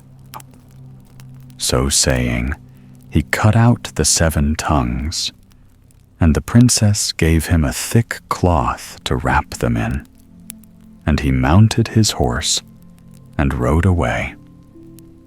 Not long after he had gone, there arrived at the river a slave who had been sent by the king to learn the fate of his beloved daughter. And when the slave saw the princess standing free and safe before him, with the body of the monster lying at her feet, a wicked plan came into his head, and he said, "Unless you promise to tell your father it was I who slew the serpent, I will kill you and bury you in this place, and no one will ever know what befell." What could the poor girl do? This time there was no knight to come to her aid. So she promised to do as the slave wished. And he took up the 7 heads and brought the princess to her father. Oh, how enchanted the king was to see her again. And the whole town shared his joy, and the slave was called upon to tell how he had slain the monster. And when he had ended, the king declared that he should have the princess to wife. But she flung herself at her father's feet and prayed him to delay. "You have passed your royal word and cannot go back from it. Yet grant me this grace, and let 7 years and 7 months go by before you wed me. When they are over, then I will marry the slave." And the king listened to her, and 7 years and 7 months she looked for her bridegroom, and wept for him night and day. All this time the young man was riding through the world, and when the 7 years and 7 months were over, he came back to the town where the princess lived, only a few days before the wedding.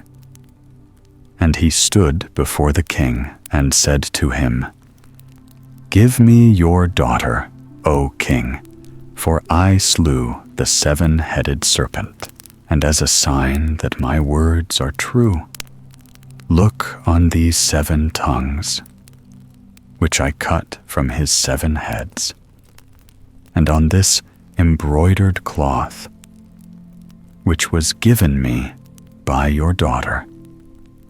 Then the princess lifted up her voice and said, "Yes, dear father, he has spoken the truth, and it is he who is my real bridegroom. Yet pardon the slave, for he was sorely tempted." But the king answered, "Such treachery can no man pardon. Quick, away with him, and off with his head."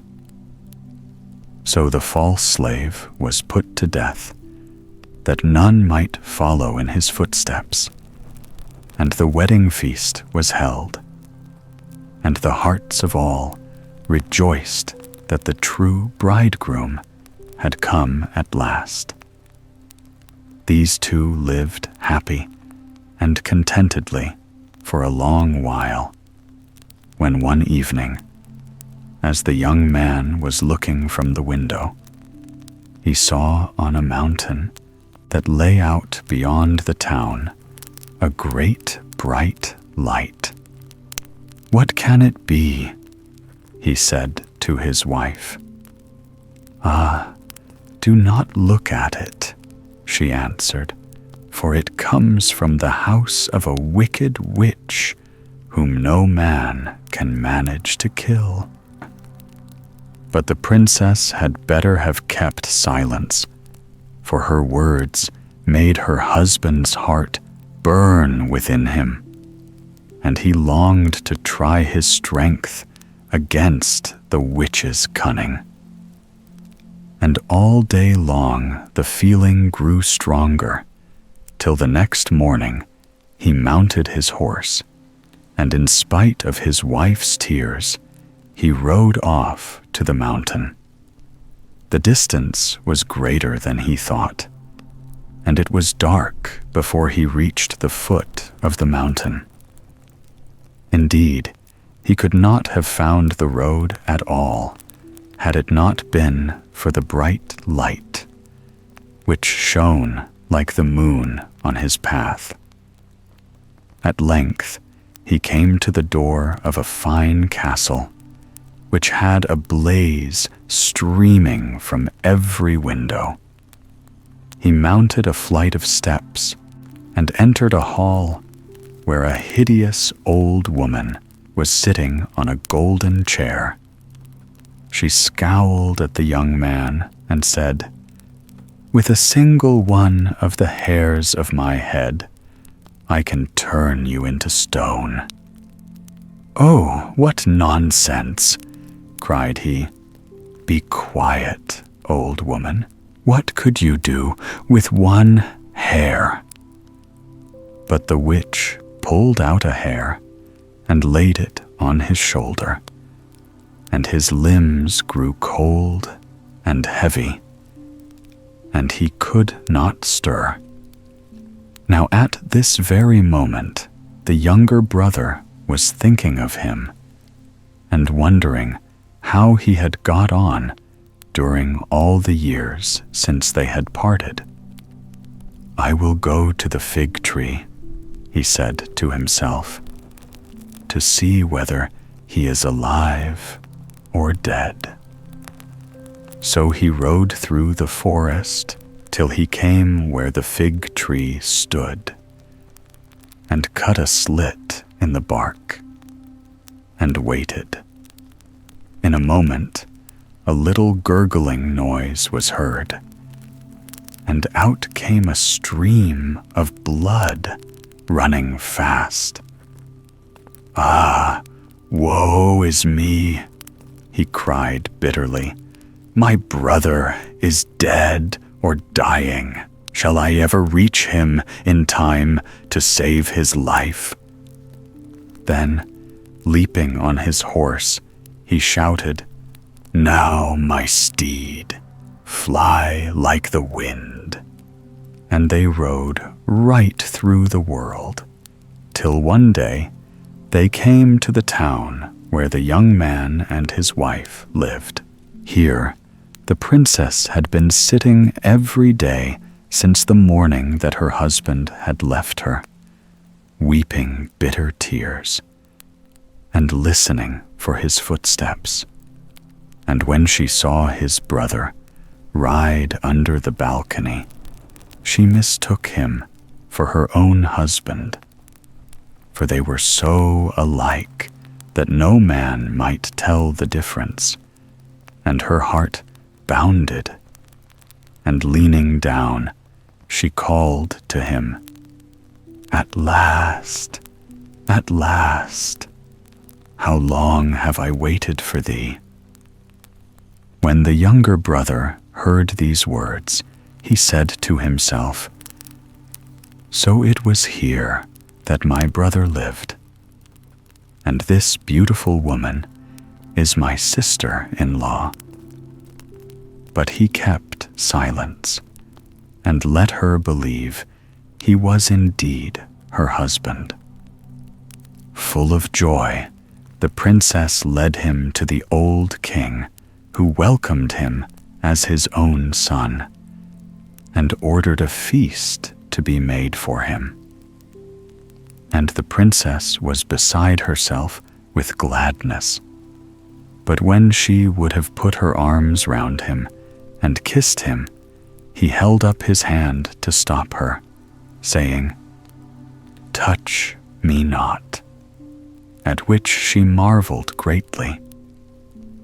In this manner, several days went by, and one evening, As the young man leaned from the balcony, he saw a bright light shining on the mountain. "What can that be?" he said to the princess.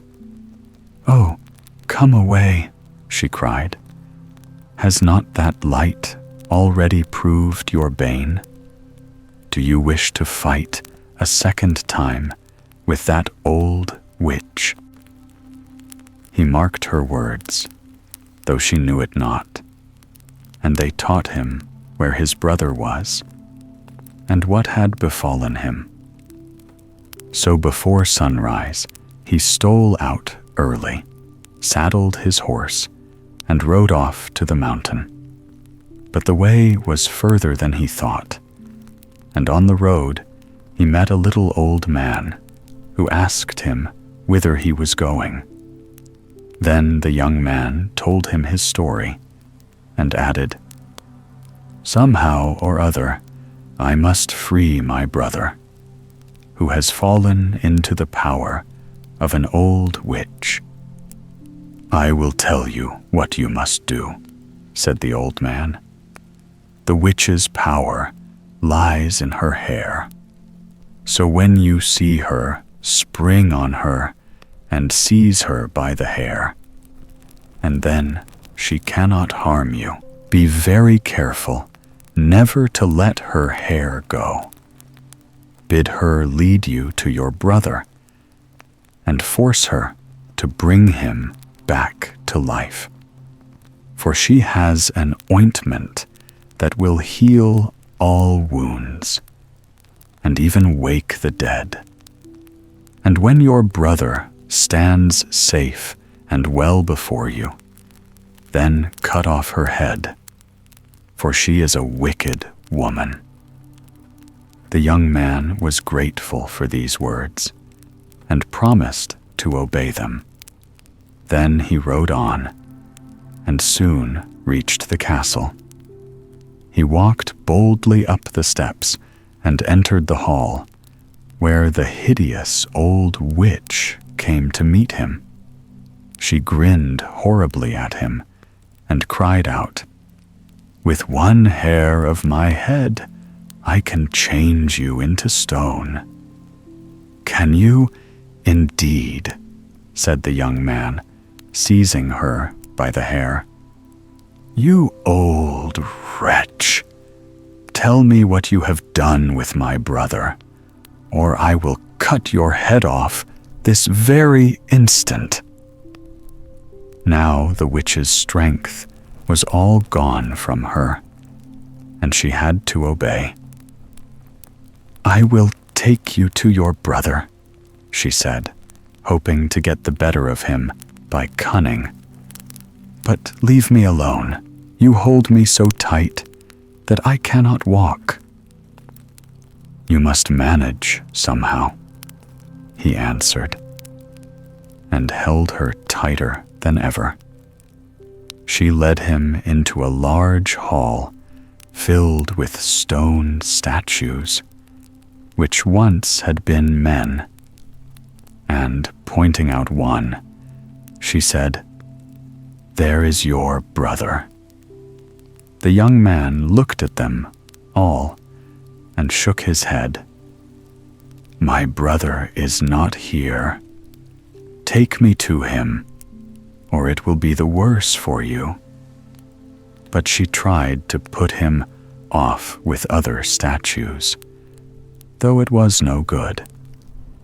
And it was not until they had reached the last hall of all that he saw his brother lying on the ground. "That is my brother," said he.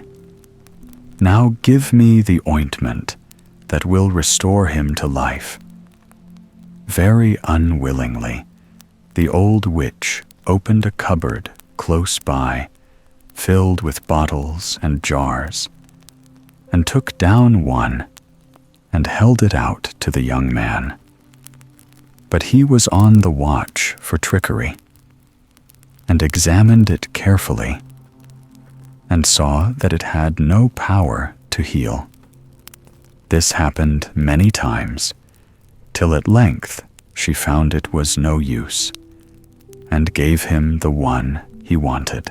And when he had it safe, he made her stoop down and smear it over his brother's face, taking care, all the while, never to loose her hair. And when the dead man opened his eyes, the youth drew his sword and cut off her head with a single blow. Then the elder brother got up and stretched himself and said, "Oh, how long I have slept, and where am I? The old witch had enchanted you, but now she is dead, and you are free. We will wake up the other nights that she laid under her spells, and then we will go." This they did, and after sharing amongst them the jewels and gold they found in the castle, each man went his way. The two brothers remained together, the elder tightly grasping the ointment which had brought him back to life. They had much to tell each other as they rode along, and at last the younger man exclaimed, "Oh, fool, to leave such a beautiful wife to go and fight a witch! She took me for her husband, and I did not say her nay." When the elder brother heard this, a great rage filled his heart, and without saying one word, he drew his sword and slew his brother, and his body rolled in the dust. Then he rode on till he reached his home, where his wife was still sitting, weeping bitterly. When she saw him, she sprang up with a cry and threw herself into his arms. "Oh, how long have I waited for thee? Never, never must you leave me any more." When the old king heard the news, he welcomed him as a son and made ready a feast. And all the court sat down. And in the evening, when the young man was alone with his wife, she said to him, "Why would you not let me touch you when you came back, but always thrust me away when I tried to put my arms round you or kiss you?" Then the young man understood how true his brother had been to him, and he sat down and wept and wrung his hands because of the wicked murder that he had done. Suddenly, he sprang to his feet, for he remembered the ointment which lay hidden in his garments, and he rushed to the place where his brother still lay. He fell on his knees beside the body, and taking out the salve, he rubbed it over the neck, where the wound was gaping wide, and the skin healed, and the sinews grew strong, and the dead man sat up and looked round him. And the two brothers embraced each other, and the elder asked forgiveness for his wicked blow, and they went back to the palace together, and were never parted any more. Master and Pupil. There was once a man who had a son who was very clever at reading, and took great delight in it. He went out into the world to seek service somewhere, and as he was walking between some mounds, he met a man, who asked him where he was going. "I am going about seeking for service," said the boy. "Will you serve me?" asked the man. "Oh, yes, just as readily you as anyone else," said the boy.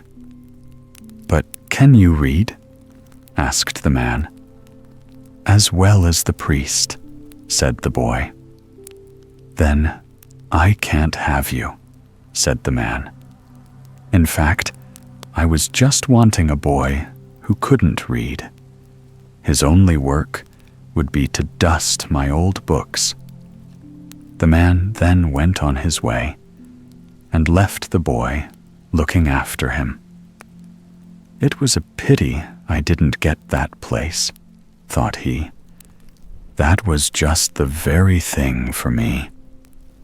Making up his mind to get the situation if possible, he hid himself behind one of the mounds and turned his jacket outside in so that the man would not know him again so easily. Then he ran along behind the mounds and met the man at the other end of them. "Where are you going, my little boy?" said the man, who did not notice that it was the same one he had met before. "I am going about seeking for service," said the boy. "Will you serve me?" asked the man. "Oh, yes, just as readily you as anyone else," said the boy. "But can you read?" said the man. "No, I don't know a single letter," said the boy. The man then took him into his service, and all the work he had to do was to dust his master's books. But as he did this, he had plenty of time to read them as well, and he read away at them until at last he was just as wise as his master, who was a great wizard and could perform all kinds of magic. Among other feats, he could change himself into the shape of any animal or any other thing that he pleased. When he had learned all this, he did not think it worthwhile staying there any longer, so he ran away home to his parents again. Soon after this, there was a market in the next village, and the boy told his mother that he had learned how to change himself into the shape of any animal he chose. "Now," said he, "I shall change myself to a horse, and father can take me to market and sell me. I shall come home again all right." His mother was frightened at the idea, but the boy told her that she need not be alarmed. All would be well. So he changed himself to a horse, such a fine horse too, that his father got a high price for it at the market. But after the bargain was made and the money paid, the boy changed again to his own shape when no one was looking and went home.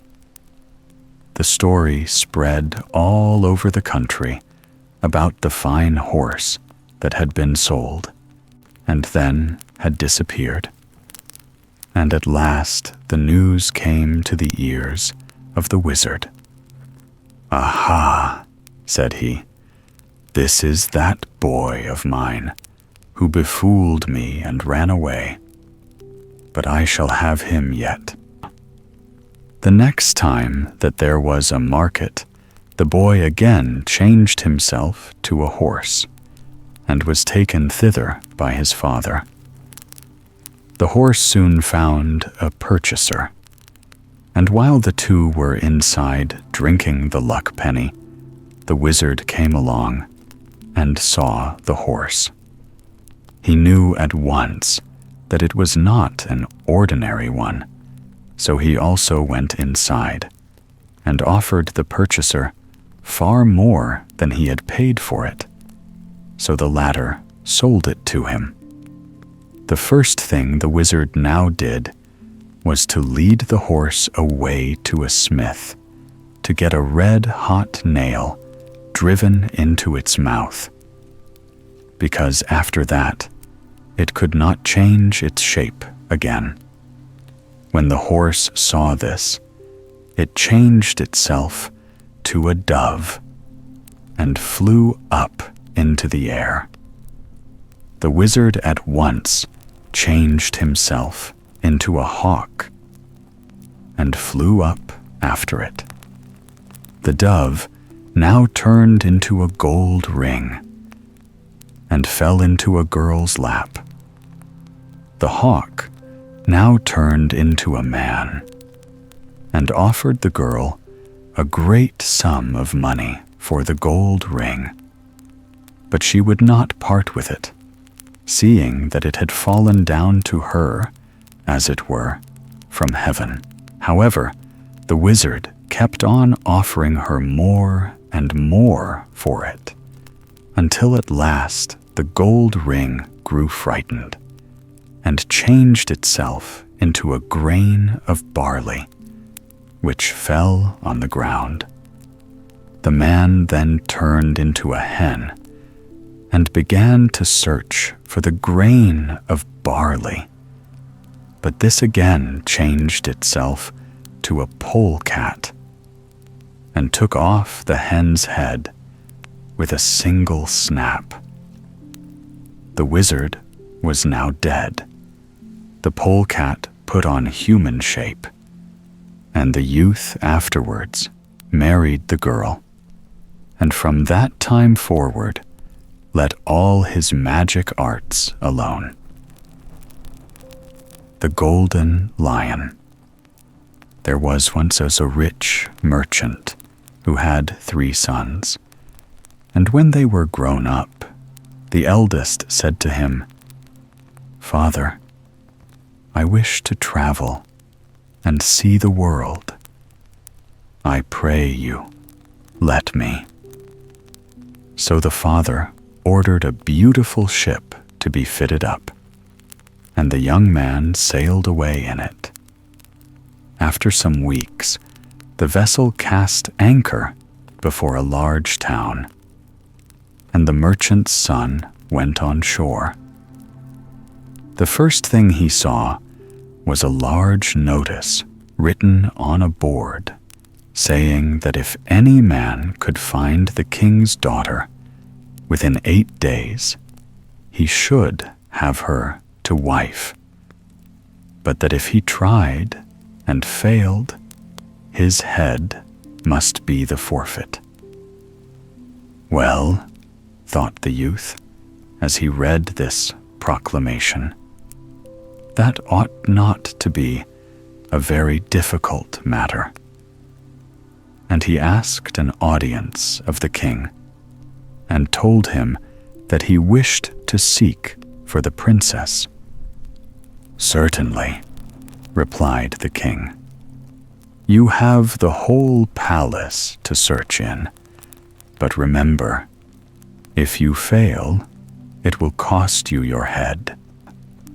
So saying, he commanded the doors to be thrown open, and food and drink to be set before the young man, who, after he had eaten, began to look for the princess. But though he visited every corner and chest and cupboard, she was not in any of them, and after 8 days he gave it up, and his head was cut off. All this time his father and brothers had had no news of him, and were very anxious. At last the second son could bear it no longer, and said, "Dear father, give me, I pray you, a large ship and some money, and let me go and seek for my brother." So another ship was fitted out, and the young man sailed away, and was blown by the wind into the same harbor where his brother had landed. Now, when he saw the first ship lying at anchor, his heart beat high, and he said to himself, "My brother cannot surely be far off." And he ordered a boat and was put on shore. As he jumped onto the pier, his eye caught the notice about the princess, and he thought, "He has undertaken to find her, and has certainly lost his head. I must try myself, and seek him as well as her. It cannot be such a very difficult matter." But he fared no better than his brother, and in 8 days his head was cut off. So now there was only the youngest at home, and when the other 2 never came, he also begged for a ship that he might go in search of his lost brothers. And when the vessel started, a high wind arose and blew him straight to the harbor where the notice was set. "Oh-ho," said he as he read, "Whoever can find the king's daughter shall have her to wife.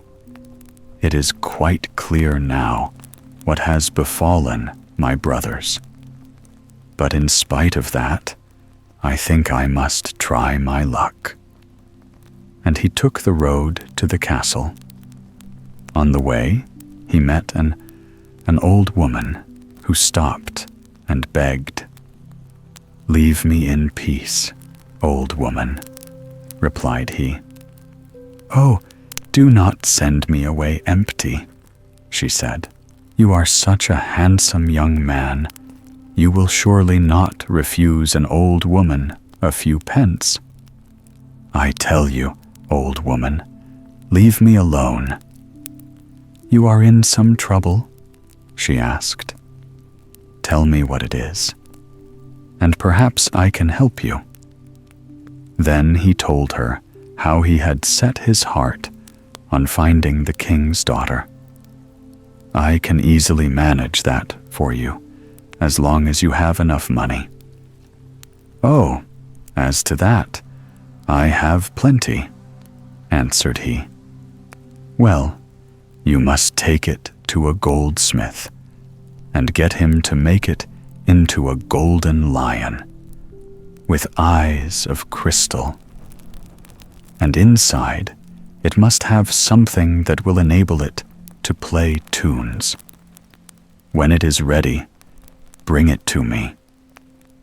The young man did as he was bid, and when the lion was made, the old woman hid the youth in it, and brought it to the king, who was so delighted with it that he wanted to buy it. But she replied, "It does not belong to me, and my master will not part from it at any price. At any rate, leave it with me for a few days," said he. "I should like to show it to my daughter." "Yes, I can do that," answered the old woman. "But tomorrow I must have it back again." And she went away.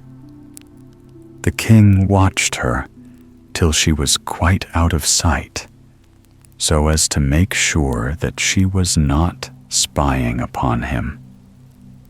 Then he took the golden lion into his room and lifted some loose boards from the floor. Below the floor, there was a staircase, which he went down till he reached a door at the foot. This he unlocked, and found himself in a narrow passage closed by another door, which he also opened. The young man, hidden in the golden lion, kept count of everything, and marked that there were in all 7 doors. after they had all been unlocked, the king entered a lovely hall where the princess was amusing herself with 11 friends. All 12 girls wore the same clothes and were as like each other as 2 peas. What bad luck, thought the youth. Even supposing that I managed to find my way here again, I don't see how I could ever tell which was the princess. And he stared hard at the princess as she clapped her hands with joy and ran up to them, crying, "Oh, do let us keep that delicious beast for tonight. It will make such a nice plaything." The king did not stay long, and when he left, he handed over the lion to the maidens, who amused themselves with it for some time, till they got sleepy, and thought it was time to go to bed. But the princess took the lion into her own room and laid it on the floor. She was just beginning to doze when she heard a voice quite close to her, which made her jump. "Oh, lovely princess, if you only knew what I have gone through to find you." The princess jumped out of bed, screaming, "The lion! The lion!" But her friends thought it was a nightmare and did not trouble themselves to get up. "Oh, lovely O princess," continued the voice, "fear nothing. I am the son of a rich merchant, and desire above all things to have you for my wife. And in order to get to you, I have hidden myself in this golden lion." "What use is that?" she asked. "For if you cannot pick me out from among my companions, you will still lose your head." "I look to you to help me," he said. "I have done so much for you that you might do this one thing for me. Then listen to me. On the 8th day, I will tie a white sash round my waist, and by that you will know me." The next morning, the king came very early to fetch the lion, as the old woman was already at the palace asking for it. When they were safe from view, she let the young man out, and he returned to the king and told him that he wished to find the princess. "Very good," said the king, who by this time was almost tired of repeating the same words. "But if you fail, your head will be the forfeit." So the youth remained quietly in the castle, eating and looking at all the beautiful things around him, and every now and then pretending to be searching busily in all the closets and corners. On the 8th day, he entered the room where the king was sitting. "Take up the floor in this place," he said. The king gave a cry, but stopped himself and asked, "What do you want the floor up for? There is nothing there." But as all his courtiers were watching him, he did not like to make any more objections, and ordered the floor to be taken up, as the young man desired. The youth then went straight down the staircase till he reached the door. Then he turned and demanded that the key should be brought. So the king was forced to unlock the door, and the next, and the next, and the next, till all 7 were open. And they entered into the hall where the 12 maidens were standing all in a row, so like that none might tell them apart. But as he looked, one of them silently drew a white sash from her pocket and slipped it round her waist. And the young man sprang to her and said, "This is the princess, and I claim her for my wife." And the king owned himself beaten and commanded that the wedding feast should be held. After 8 days, the bridal pair said farewell to the king and set sail for the youth's own country, taking with them a whole shipload of treasures as the princess's dowry.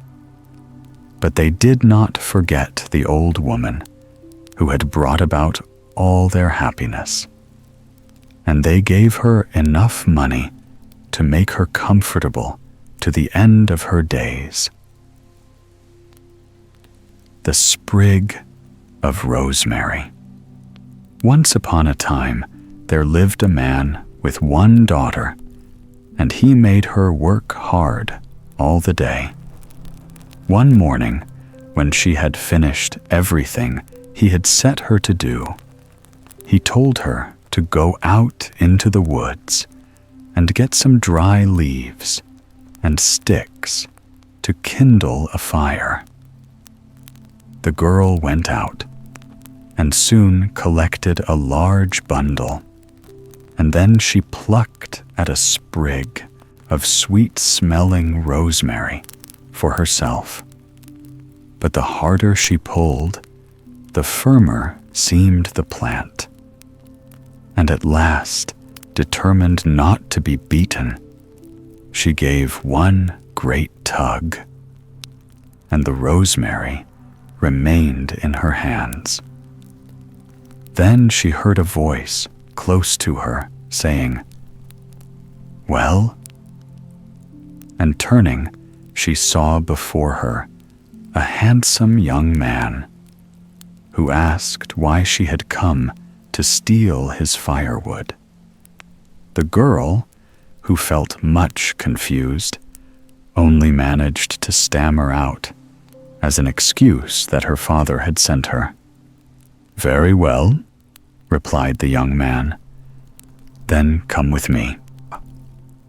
So he took her through the opening made by the torn-up root, and they traveled till they reached a beautiful palace, splendidly furnished, but only lighted from the top.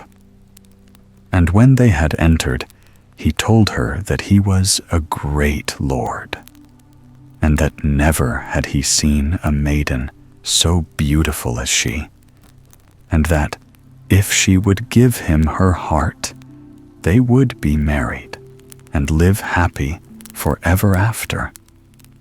And the maiden said, yes, she would. And so they were married. The next day, the old dame who looked after the house handed her all the keys, but pointed her out one that she would do well never to use, for if she did, the whole palace would fall to the ground, and the grass would grow over it, and the damsel herself would be remembered no more. The bride promised to be careful, but in a little while, when there was nothing left for her to do, she began to wonder what could be in the chest, which was opened by the key. As everybody knows, if we once begin to think, we soon begin to do. And it was not very long before the key was no longer in the maiden's hand, but in the lock of the chest. But the lock was stiff and resisted all her efforts, and in the end she had to break it. And what was inside, after all? Why, nothing but a serpent's skin, which her husband, who was unknown to her, a magician, put on when he was at work. And at the sight of it, the girl was turning away in disgust when the earth shook violently under her feet. The palace vanished as if it had never been, and the bride found herself in the middle of a field, not knowing where she was or whither to go. She burst into a flood of bitter tears, partly at her own folly, but more for the loss of her husband, whom she dearly loved. Then, breaking a sprig of rosemary off a bush hard by, she resolved, cost what it might, to seek him through the world till she found him. So she walked, and she walked, and she walked, till she arrived at a house built of straw, and she knocked at the door and asked if they wanted a servant. The mistress said she did, and if the girl was willing, she might stay. But day by day, the poor maiden grew more and more sad, till at last her mistress begged her to say what was the matter. Then she told her story, how she was going through the world seeking after her husband, and her mistress answered her, "Where he is, none can tell better than the sun, the moon, and the wind, for they go everywhere." On hearing these words, the damsel set forth once more, and walked till she reached the golden castle where lived the sun. And she knocked boldly at the door, saying, "All hail, O sun! I have come to ask if, of your charity, you will help me in my need. By my own fault have I fallen into these straits, and I am weary, for I seek my husband through the wide world." "Indeed," spoke the sun, "do you, rich as you are, need help? But though you live in a palace without windows, the sun enters everywhere, and he knows you." Then the bride told him the whole story, and did not hide her own ill-doing. And the sun listened, and was sorry for her. And though he could not tell her where to go, he gave her a nut, and bid her open it in a time of great distress.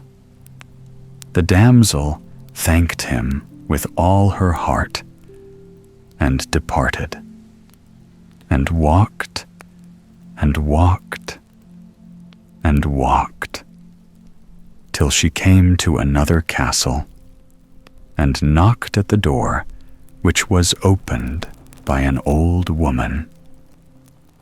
"All hail," said the girl. "I have come of your charity to ask your help. It is my mistress, the moon, you seek. I will tell her of your prayer." So the moon came out, and when she saw the maiden, she knew her again, for she had watched her sleeping both in the cottage and in the palace. And she spake to her, and said, "Do you, rich as you are, need help?" Then the girl told her the whole story, and the moon listened, and was sorry for her. And though she could not tell her where to find her husband, she gave her an almond, and told her to crack it when she was in great need.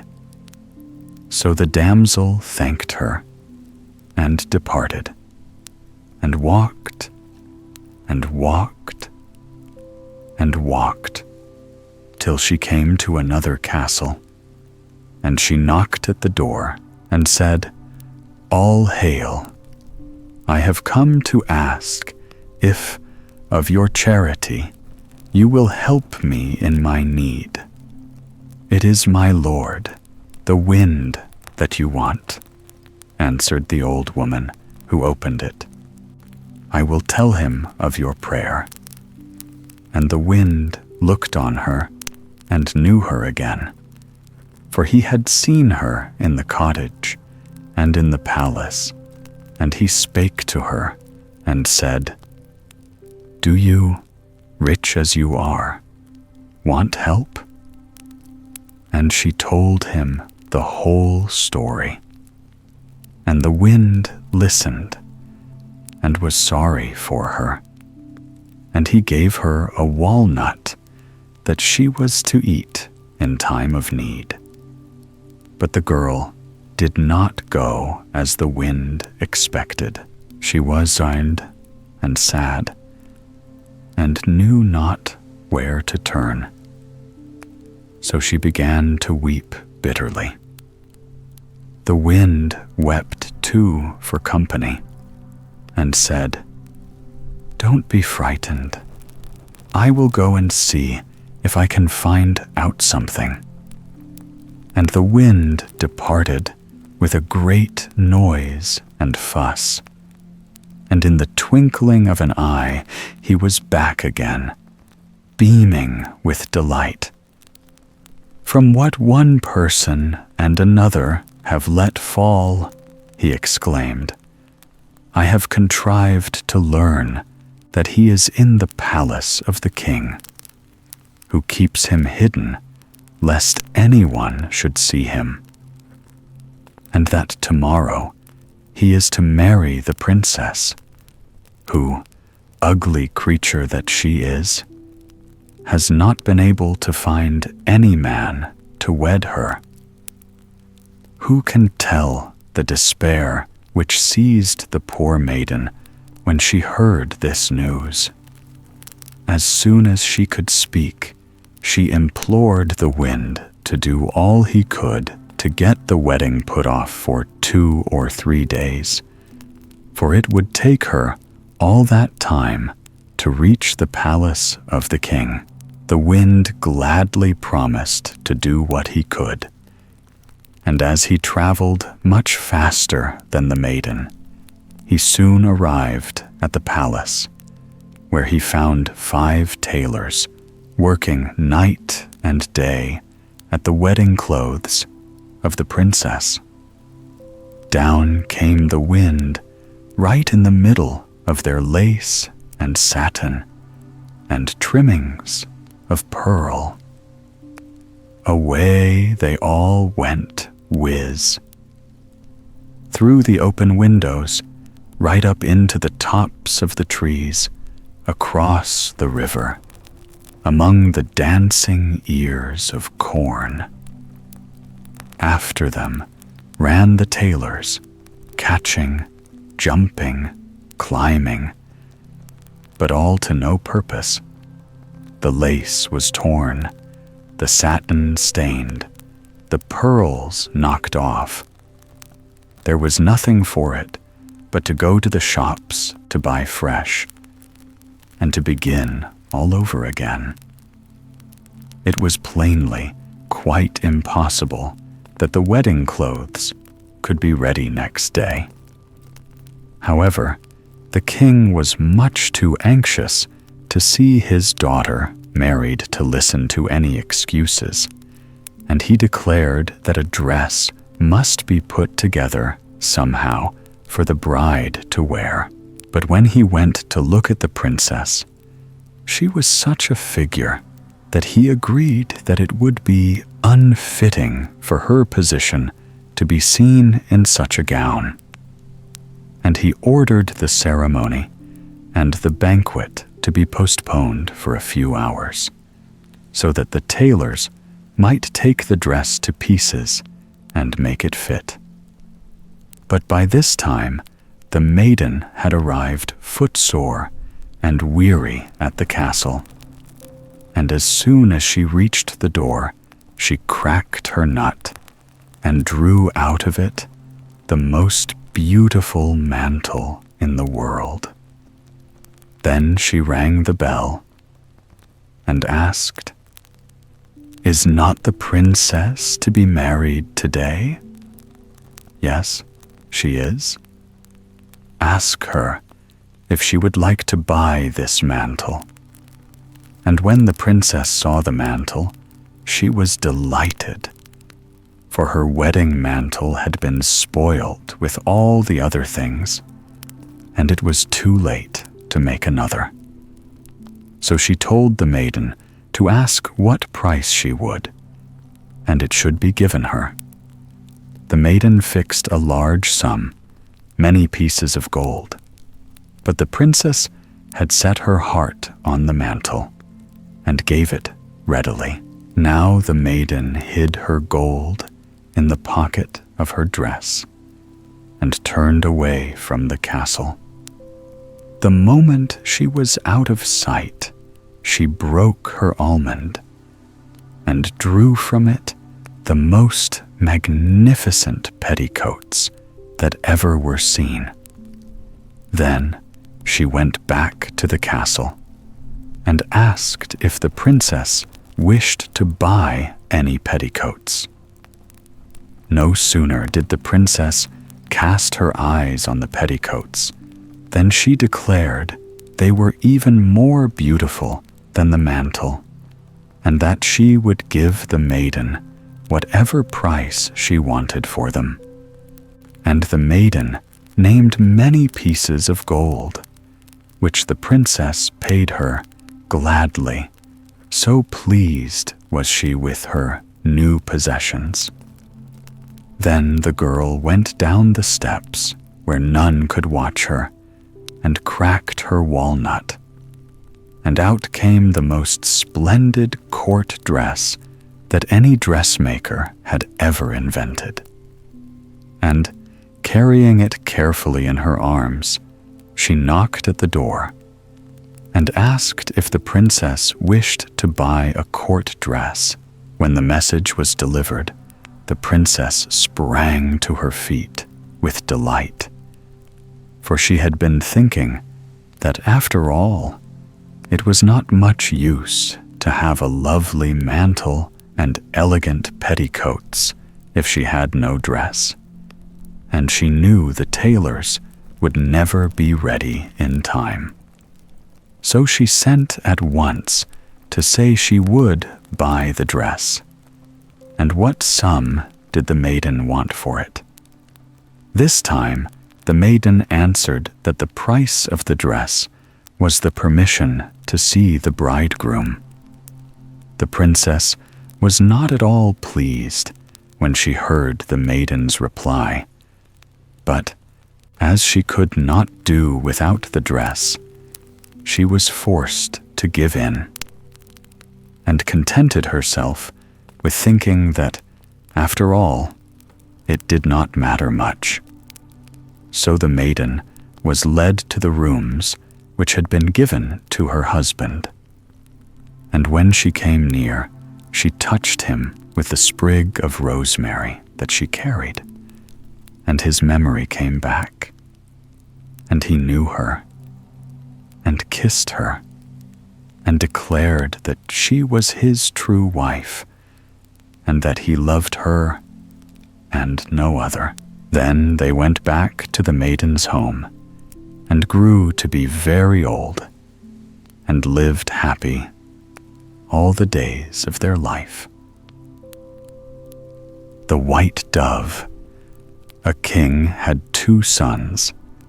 They were a pair of reckless fellows, who always had something foolish to do. One day, they rowed out alone on the sea in a little boat. It was beautiful weather when they set out, but as soon as they had got some distance from the shore, there arose a terrific storm. The oars went overboard at once, and the little boat was tossed about on the rolling billows like a nutshell. The princes had to hold fast by the seats to keep from being thrown out of the boat. In the midst of all this, they met a wonderful vessel. It was a dough trough, in which there sat an old woman. She called to them and said that they could still get to shore alive if they would promise her the son that was next to come to their mother the queen. "We can't do that," shouted the princes. "He doesn't belong to us, so we can't give him away." "Then you can rot at the bottom of the sea, both of you," said the old woman. "And perhaps it may be the case that your mother would rather keep the 2 sons she has than the one she hasn't got yet." Then she rowed away in her dough trough, while the storm howled still louder than before, and the water dashed over their boat until it was almost sinking.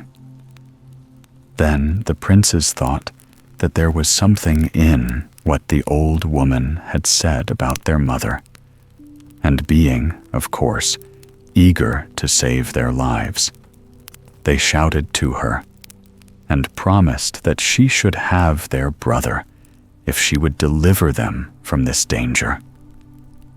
As soon as they had done so, the storm ceased, and the waves fell.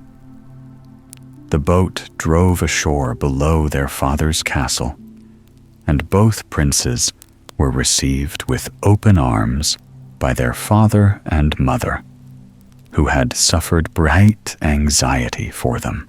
The 2 brothers said nothing about what they had promised, neither at that time nor later on when the queen's 3rd son came, a beautiful boy, whom she loved more than anything else in the world. He was brought up and educated in his father's house until he was full grown, and still his brothers had never seen or heard anything about the witch to whom they had promised him before he was born. It happened one evening that there arose a raging storm with mist and darkness. It howled and roared around the king's palace, and in the midst of it there came a loud knock on the door of the hall where the youngest prince was. He went to the door and found there an old woman with a dough trough on her back, who said to him that he must go with her at once. His brothers had promised him to her if she would save their lives. "Yes," said he, "if you saved my brothers' lives, and they promised me to you, then I will go with you." They therefore went down to the beach together, where he had to take his seat in the trough, along with the witch, who sailed away with him over the sea, home to her dwelling. The prince was now in the witch's power and in her service. The first thing she set him to was to pick feathers. "The heap of feathers that you see here," said she, "you must get finished before I come home in the evening. Otherwise, you shall be set to harder work."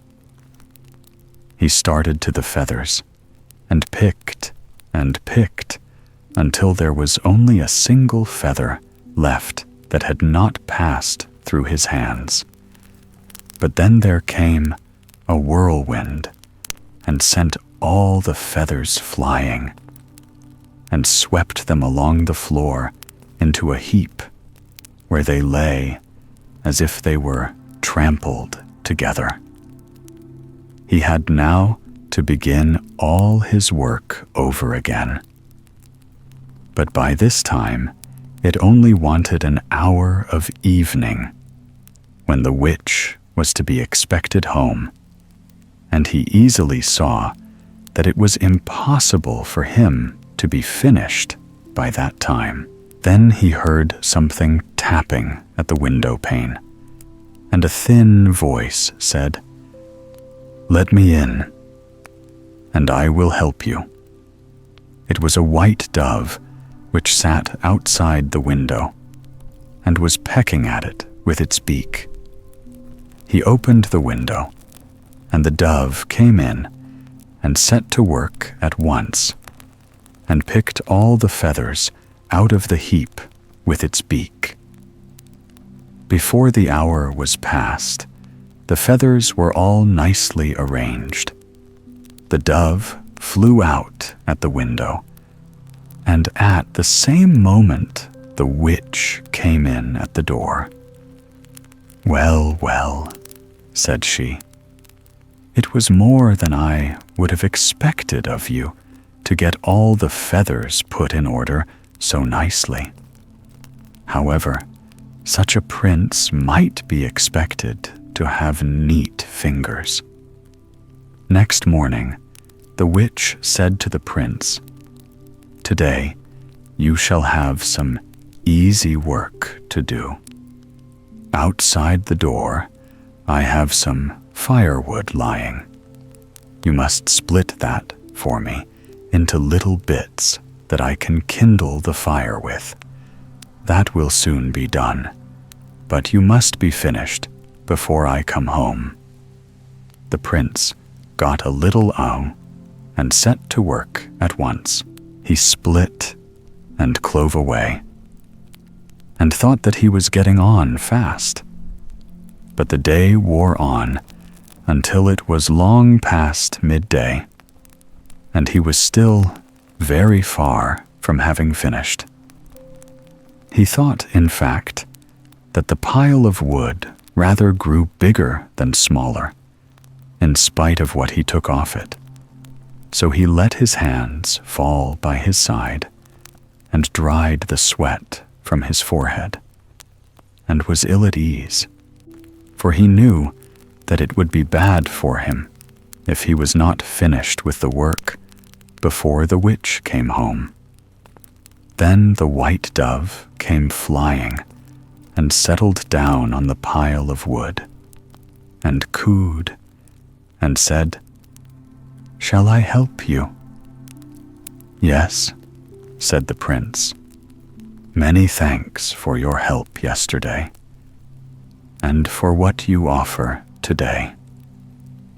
Thereupon, the little dove seized one piece of wood after another and split it with its beak. The prince could not take away the wood as quickly as the dove could split it, and in a short time it was all cleft into little sticks. The dove then flew up on his shoulder and sat there, and the prince thanked it, and stroked and caressed its white feathers, and kissed its little red beak. With that, it was a dove no longer, but a beautiful young maiden who stood by his side. She told him then that she was a princess whom the witch had stolen, and had changed to this shape. But with his kiss, she had got her human form again. And if he would be faithful to her and take her to wife, she could free them both from the witch's power. The prince was quite captivated by the beautiful princess, and was quite willing to do anything whatsoever to get her for himself. She then said to him, "When the witch comes home, you must ask her to grant you a wish. When you have accomplished so well all that she has demanded of you. When she agrees to this, you must ask her straight out for the princess that she has flying about as a white dove. But just now, you must take a red silk thread and tie it round my little finger, so that you may be able to recognize me again, into whatever shape she turns me." The prince made haste to get the silk thread tied round her little white finger. At the same moment, the princess became a dove again and flew away. And immediately after that, the old witch came home with her dough trough on her back. "Well," said she, "I must say that you are clever at your work. And it is something, too, that such princely hands are not accustomed to. Since you are so well pleased with my work," said the prince, "you will, no doubt, be willing to give me a little pleasure too, and give me something that I have taken a fancy to." "Oh, yes, indeed," said the old woman. "What is it that you want?" "I want the princess here, who is in the shape of a white dove," said the prince. "What nonsense," said the witch. "Why should you imagine that there are princesses here flying about in the shape of white doves? But if you will have a princess, you can get one such as we have them." She then came to him, dragging a shaggy little gray ass with long ears. "Will you have this?" said she. "You can't get any other princess." The prince used his eyes and saw the red silk thread on one of the ass's hoofs. So he said, "Yes, just let me have it." "What will you do with it?" asked the witch. "I will ride on it," said the prince. But with that, the witch dragged it away again, and came back with an old, wrinkled, toothless hag, whose hands trembled with age. "You can have no other princess," said she. "Will you have her?" "Yes, I will," said the prince, for he saw the red silk thread on the old woman's finger. At this, the witch became so furious that she danced about and knocked everything to pieces that she could lay her hands upon, so that the splinters flew about the ears of the prince and princess, who now stood there in her own beautiful shape. Then their marriage had to be celebrated, for the witch had to stick to what she had promised, and he must get the princess whatever might happen afterwards. The princess now said to him, "At the marriage feast, you may eat what you please, but you must not drink anything whatever, for if you do that, you will forget me." This, however, the prince forgot on the wedding day, and stretched out his hand and took a cup of wine. But the princess was keeping watch over him and gave him a push with her elbow, so that the wine flew over the table. Cloth. Then the witch got up and laid about her among the plates and dishes, so that the pieces flew about their ears, just as she had done when she was cheated the first time. They were then taken to the bridal chamber, and the door was shut. Then the princess said, "Now the witch has kept her promise, but she will do no more if she can help it, so we must fly immediately. I shall lay 2 pieces of wood in the bed to answer for us when the witch speaks to us. You can take the flower pot and the glass of water that stands in the window, and we must slip out by that and get away." No sooner said than done. They hurried off out into the dark night, the princess leading, because she knew the way, having spied it out while she flew about as a dove.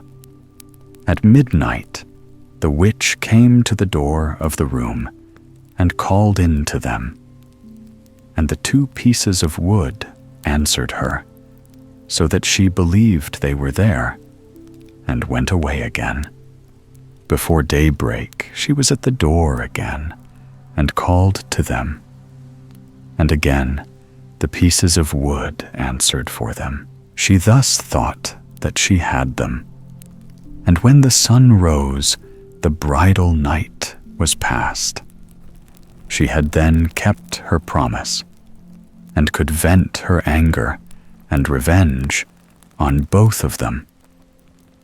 With the first sunbeam, she broke into the room, but there she found no prince and no princess, nothing but the 2 pieces of firewood which lay in the bed, and stared, and spoke not a word.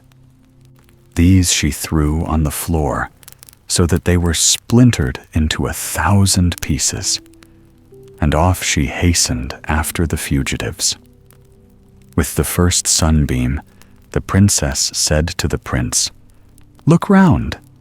Do you see anything behind us?" "Yes, I see a dark cloud far away," said he. "Then throw the flower pot over your head," said she. When this was done, there was a large, thick forest behind them. When the witch came to the forest, she could not get through it until she went home and brought her axe to cut a path. A little after this, the princess said again to the prince, "Look round. Do you see anything behind us?" "Yes," said the prince. "The big black cloud is there again." "Then throw the glass of water over your head," said she. When he had done this, there was a great lake behind them, and this the witch could not cross until she ran home again and brought her dough trough. Meanwhile, the fugitives had reached the castle, which was the prince's home. They climbed over the garden wall, ran across the garden, and crept in at an open window. By this time, the witch was just at their heels, but the princess stood in the window and blew upon the witch. Hundreds of white doves flew out of her mouth, fluttered and flapped around the witch's head until she grew so angry that she turned into flint. And there she stands to this day, in the shape of a large flint stone outside the window. Within the castle, there was great rejoicing over the prince and his bride. His 2 elder brothers came and knelt before him and confessed what they had done, and said that he alone should inherit the kingdom. and they would always be his faithful subjects.